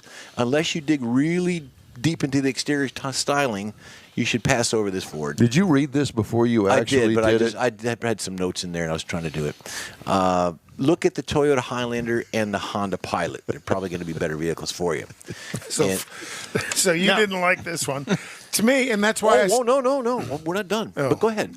No. Let him finish. Okay. The Flex carries a base price of a little over $30,000. When it was new. When it was new, but you can still get them for around $30,000 because there's a few available, and if in a good condition, you can. Why would you want some piece of crap like that? We've got $30,000 to spend. I'm not going to buy that. The 2 higher Flex trims, the Flex SEL starts at about $33,000. You can get it for about $33,000 now, and up to about $36,000 to $38,000. A new one. The 2018 18? Yes. Oh my God, they're expensive. The Well, used cars are way up. 2019 Ford Flex doesn't have the all-around quality that most class rivals, because we're talking about another year that they all look the same. So it's an okay SUV, but there are many better options of the class. Personally, I like the vehicle. Yeah.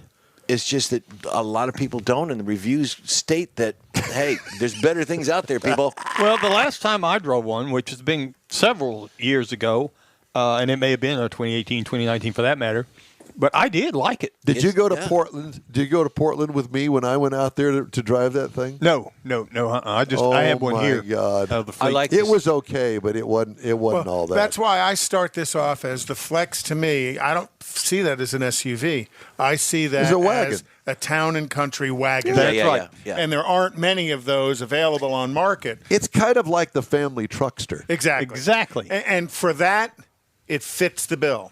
And I think so. And I had But some, Chevy Chase isn't going to buy another one.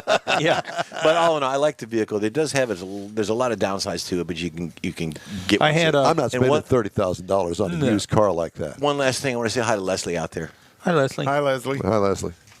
I will say that one of my neighbors, when I had that one, thought that it made a wonderful looking hearse. Oh, God. It was black. Uh-huh. It was pretty cool. All right. Well, there's that. All right. The In Wheel Time Car Show streams on Facebook, YouTube, Twitch, and InWheelTime.com. Podcasts are everywhere and available from your favorite podcast channel. So, the In Wheel Time Car Talk Show will continue after these brief messages. Stay tuned.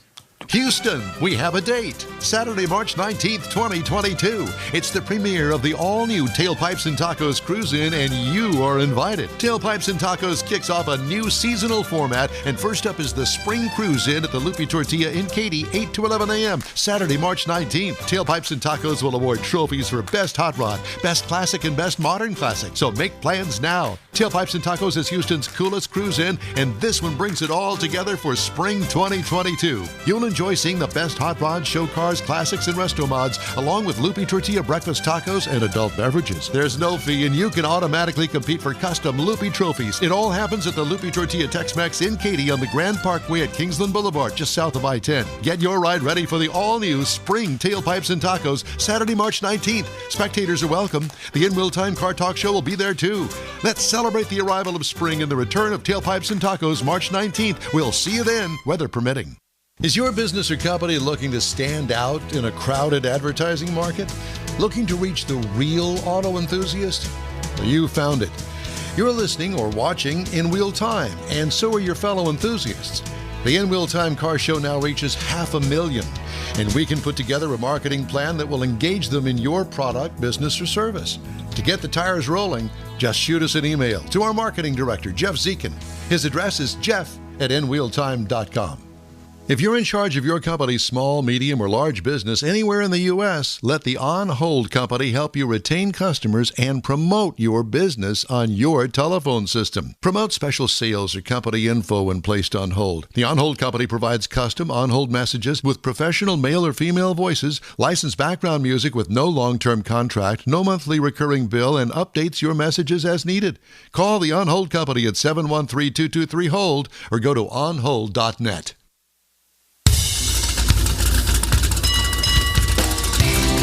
Wow. It's almost over. What? Got 30 more minutes. Welcome to In Wheel Time, your place for entertaining car talk. Just ahead, Conrad has his weekly lesson in the car clinic. And we always like to get schooled by Conrad. We'll have this week's auto news, too. Howdy, along with Mike out of This World Mars, King Conrad DeLong. We need more Jeff Zekin. Yep. I'm Don Armstrong. Thank you very much for joining us on today's edition. We're back in the studio. We're back in the saddle again.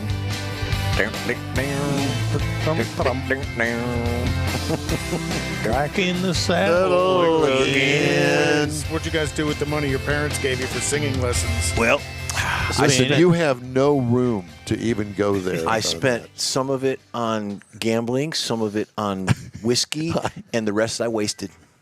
That's great. It all went up in smoke. There you go. Yes, Mars. So just to let you know, this thing that I have been trying to do the entire time, it just plays crap on its own. And it just keeps on going. It won't stop unless I stop it. It's not going over our broadcast, is it? I probably. No. We'll figure it out. Yeah. So I just wanted to. It's a little thing that we're experimenting. Some more crap that they've put on me today. More buttons, more cords. I'm taking so notes. now I'm having switches. Now I've got to do 3 things. We're going to here. see if you're ambidextrous. Well, I am that, but not when it doesn't work right. You should see him on a diving board.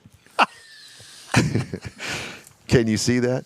No, what you'd be looking at is my Speedo. Oh, duty.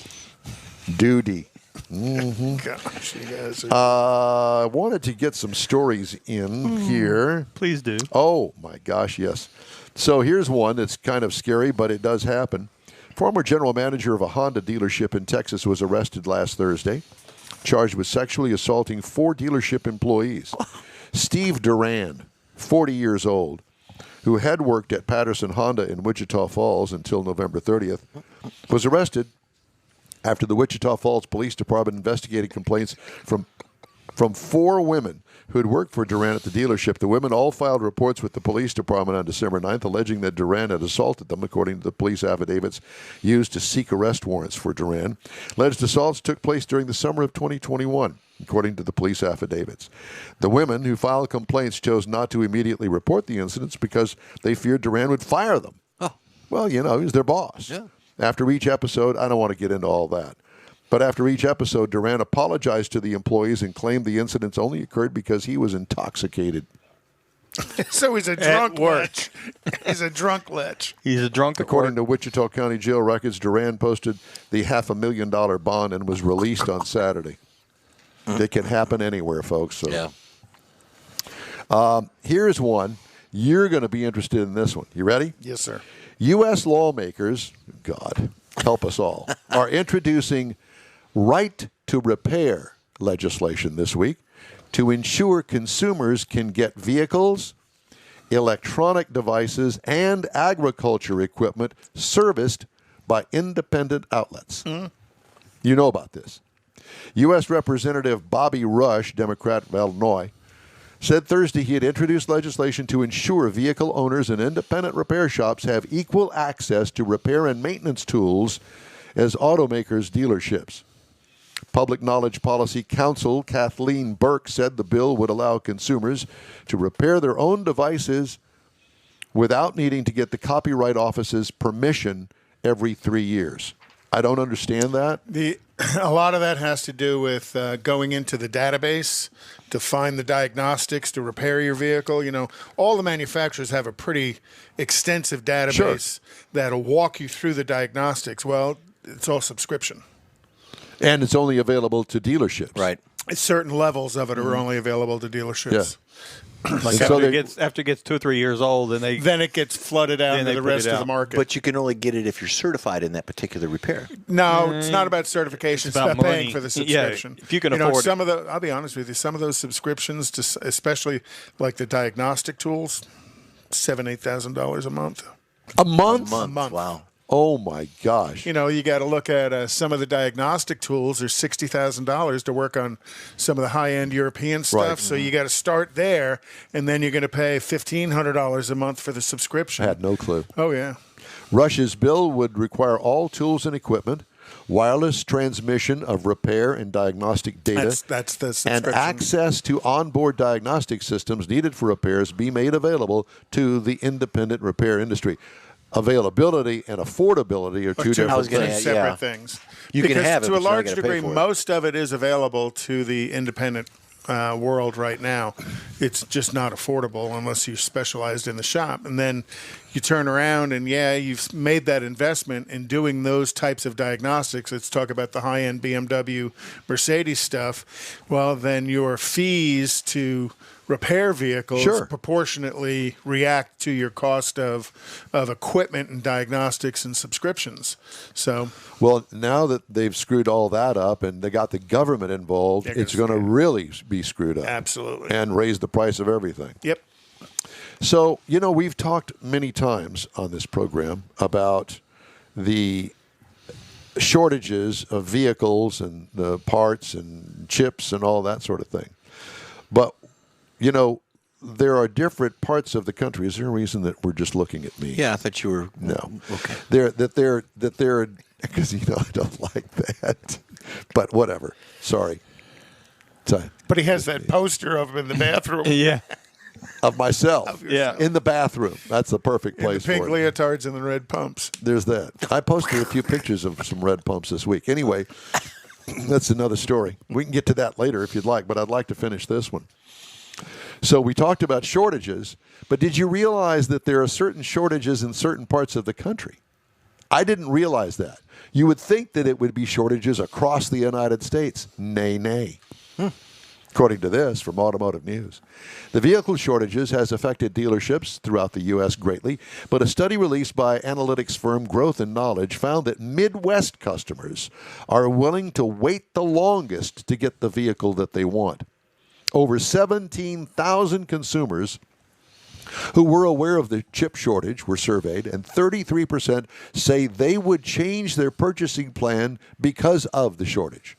Almost half of those people said they would wait until their exact model arrived. Of the people willing to wait, those from the Midwest were most likely to wait more than 12 months, with 43% saying they would do so. Northeast consumers were the least likely to wait that long, with only 30% I think that's a willing personality thing. Yeah, it is. I'm Yeah, from the Northeast. I was gonna and say, they have very little tolerance for anything. I want it, and I patience. want it now. I want my Mapo. Yeah. Well, Julie Kinnear, GFK Senior Vice President of Mobility Consulting, said the difference is most likely due to the high number of auto workers living in the Midwest. I think it's maybe, more but I don't attitude, think like so. you said. Well, I think- remember, I think it's more laid back. They've it's more surveyed attitude. 18,000, so just saying. While it's not clear why the fewest number of people who would wait over a year were from the Northeast, it's likely has to do with lifestyle difference. Many of those consumers likely did not need cars in the past, but as there is a shift in the number of people moving to the suburbs from major metro areas, they will likely need them now. Interesting. That's isn't it? true. If they're moving like that. While there are different pools of customers willing to change their purchasing plans, he deals with many who will not compromise and will wait for the exact car they want. He said his customers will typically wait the longest periods for newer models of the Ford Bronco Sport, and electric vehicles. Beyond finding that Midwesterners will wait the longest, GFK found that those over 45 will wait the longest as well. Well, we've been around the longest. Well, that's true, and we have a little bit more patience, I think. Those with the lowest household income are also willing to wait the longest, while of those making over $150,000, only 29% would wait over 12 months. I thought that was just an interesting little side note. That's not automobiles. What about a refrigerator or a new stove? I mean, this does all is that automobiles. No, I don't know about that. Well, but Not a in today's hamburger. market, you got to think it wasn't 3 years ago. You'd go into a Chevy dealership and or a Ford dealership, and they'd have 1,000 pieces of inventory for you to look through. And we are a right now world. Yep. Correct. So I can go into that dealership and buy on emotion that vehicle that's sitting right there. That's not an option right now. Yeah, No, it's not. So Yeah, immediate gratification is a whole big part of it. And, Right. Or like you say, I'm mad, my The car's emotional broke down, purchase, right. I'm going to go get one and I want it now. So with that, the dealers have had to, and we heard Dale talk about this earlier, the dealers have had to change their business model going to ordering more and more vehicles. The issue with ordering more and more vehicles is the time and the delay. The other thing that happens is, and I see this in a couple of brands right now, is they will cancel an option because it has a chip. That chip, if I cancel that option, I can use that chip elsewhere and build more vehicles. But that doesn't mean that it can't be retrofitted. In some Some cases. instances, it does. In some instances, it does because they're removing a module from the vehicle. You're talking about cars that have got 25, 30 modules on them today. So Computers. for every module you remove, a GM Tahoe or something, there was something they did that, Yeah, but it's- that they made clear The one I'm thinking of, they made it clear you could not come back and retrofit it. You It's a could buy it like it is. It's a thermometer. They used to have an outside thermometer in the control head for the automatic air. They've removed that, and now it's in the driver information center because they can use another. And reprogram that. Well, yeah, they're using another input to do that and put it up on the dash, and it removes a chip necessary to put it in the AC control head. So It's they've the craziest re-engineered the circuitry, Right. kind of. Yeah. So they're trying to do all the things that they can to extend the amount of chips that they have availability to, and with that comes to ordering vehicles. And you know, I go into some of these dealerships now. Truck will show up, and it'll have 10 vehicles on it, and 8 of them are already spoken for. You know, so they are moving some inventory, but they're not carrying inventory. So let me ask you this. Why do you think that a customer absolutely has to have a new car today? Why is that? The car that they have works. Well, in the Northeast, that's true. It's the emotion. I mean, truly, it's the emotion. You know, when I used to The teach. new car fever. Right. When I used to teach, when I was working for Oldsmobile and I was area training manager teaching salespeople, that was one of the things that was kind of ingrained in them, is to find that emotional point for the customer and keep them in. Keep beating on it. I hate to say it this way, but keep them in their emotions in the buying process, and don't let them wander around about the details of it. And it's there's a selling process called Foursquare. It's a very bad selling process, but it is a selling process called This is Foursquare. the secrets that I love to hear. So the four squares are price, financing, trade-in, and down payment. So those are the 4 squares. Well, you find out which one of those 4 squares the customer is emotional about, and you sell them the vehicle within that square. And also, in the other 3 squares, things happen. Well, you can find the pain point too in one of those 4. And you try to avoid that. Right. Right. So right now they're selling ordered vehicles because that's the only thing they can do. So again, as these trucks are showing up, you know, there's maybe 1 or 2 vehicles on that truck that isn't spoken for Yet. but as soon as it hits the ground, you know, all the salespeople are calling customers because some people are willing to wait, some people aren't, and that number is. We just got a truck with 10, but only 2 of them are available. You better get it now. Right. And again, that's the emotional appeal to that emotional. Yeah. So I got an up coming. Still call them ups. Oh, yeah. Well, believe me, the up business isn't what it used to be either, because that was all dependent on inventory. And that's why you see so many dealers are carrying so many used cars, because that gives them the inventory to carry, but not all. I was coming across Highway 90 yesterday and drove past the Chevy store on Highway 90 in Crosby, and they are empty. Completely? No, but I would say For all I doubt practical they purposes. had. Yeah, for all practical purposes, I doubt they had 30 cars in the inventory. But half a mile back was the Ford store, and I bet you he's got 300 vehicles on the ground. He's made the investment, and you could tell driving by, he's made the investment in used inventory to keep his people fed, his business going, the lights on. Where the Chevy store is probably depending more and more on ordered vehicles and deliveries. Are they still doing bailments, or has that gone down? No, bailments were as the truck or van would come in, it would be sent into somebody else to upfit, and then it would come back. Bailments. So Never far heard as that. I want you to take this car home today, Conrad. I'm going to bail it out to you. Puppy dog clothes. Well, I call it bailments. Okay. We knew it was bailments. Well, no, not really, because they don't have to. Because they don't have They don't have the inventory. Yeah, So it's there's probably no dropped. inventory. Yeah. They don't want that vehicle off their property because that vehicle is going to You could sell. have 2 or 3 so other if I buyers. puppy dog it, you know, and the discounting right now, there isn't a whole lot of discounting going on. There is some. Well, it's kind of like, here, take the puppy home. You're going to fall in love with it. Oh, well, I understand what you're saying, because they used to do that a lot. Now, I tried to tell my kids, when they tell you to take it home for a couple of days, don't do it. Because you won't want to give it back. Exactly, you get emotional. And they show about you it. that high end. You go in there looking for a basic transportation. They're going to show you that high end, and let you drive it for a couple of days, and you don't want to give it back. I've got the story for you. Here we go. You ready? Yeah. Candace just popped in. She goes, "Oh, I can't believe you remembered Foursquare." Take that from a Ford dealer. Well, he is an Oldsmobile guy. General Motors is going to discontinue the Chevrolet Spark. What? It's the smallest and lowest priced nameplate that Chevrolet makes. They're going to discontinue it after this summer. So you're saying I still have a chance? Yeah, you still have a chance. Automotive News reported in July. There's some in inventory too. Sounds like a pre-owned. Automotive News reported in July that production of the Mini car was slated to end in the second half of 2022. GM had not confirmed the Spark's demise until now.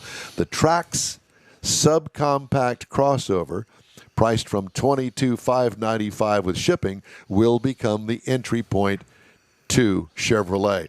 The 2022 Spark starts at, drumroll, $14,595 with shipping, nearly $10,000 less than the Trax and the Malibu midsize sedan. With the elimination of the Spark, the Malibu, the Corvette, and the Camaro will be the only gasoline-powered cars in Chevy's lineup. What? Mind blowing. Say that again. The Corvette, the Malibu, and Camaro will be the only gasoline-powered I cars thought in they were Chevy's dropping lineup. the Camaro.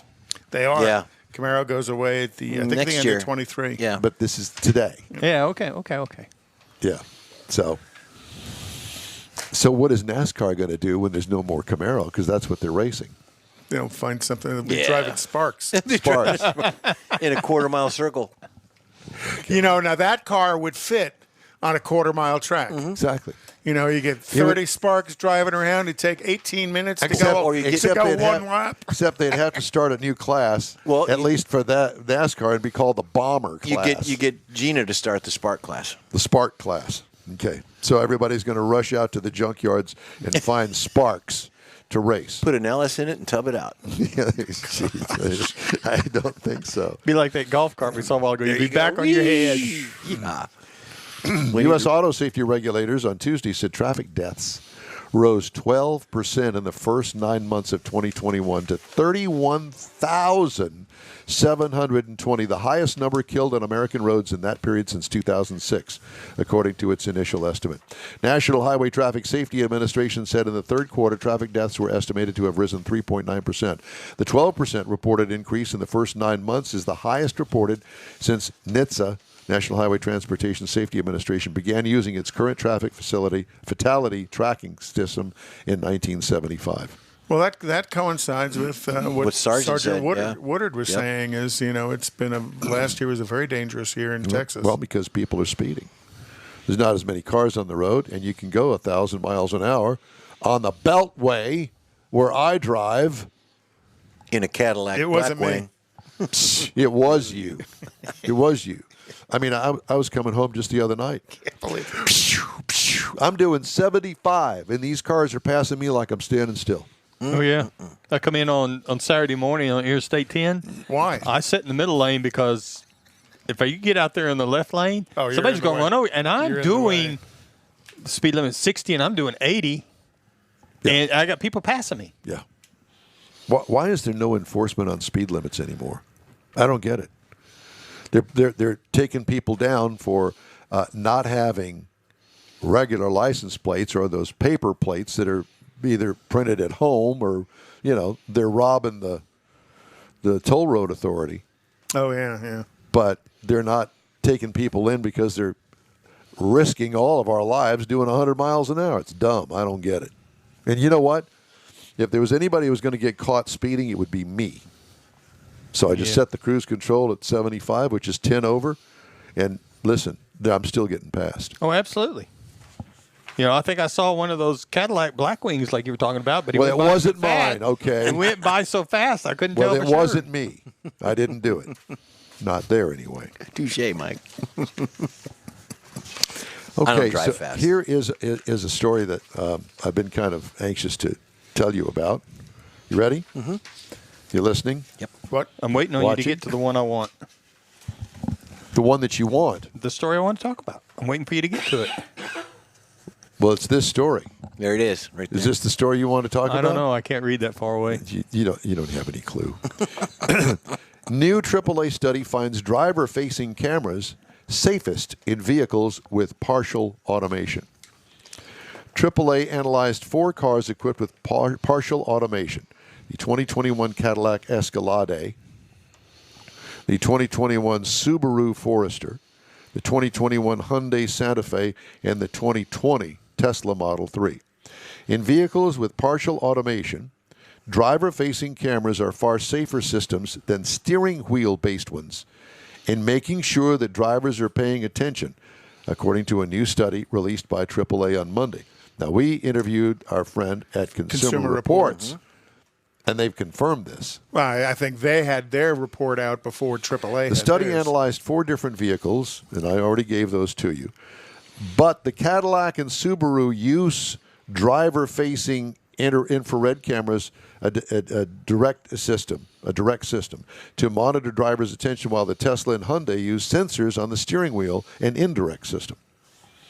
On average, the direct systems alert drivers about 50 seconds faster than the indirect ones in scenarios where drivers are looking away from the road and have their hands off the steering wheel. 50, like 50? 50 seconds faster. That's hugely significant. Do you know 3 seconds is a lot. Do you know how far you go in 50 seconds down the road? Several miles.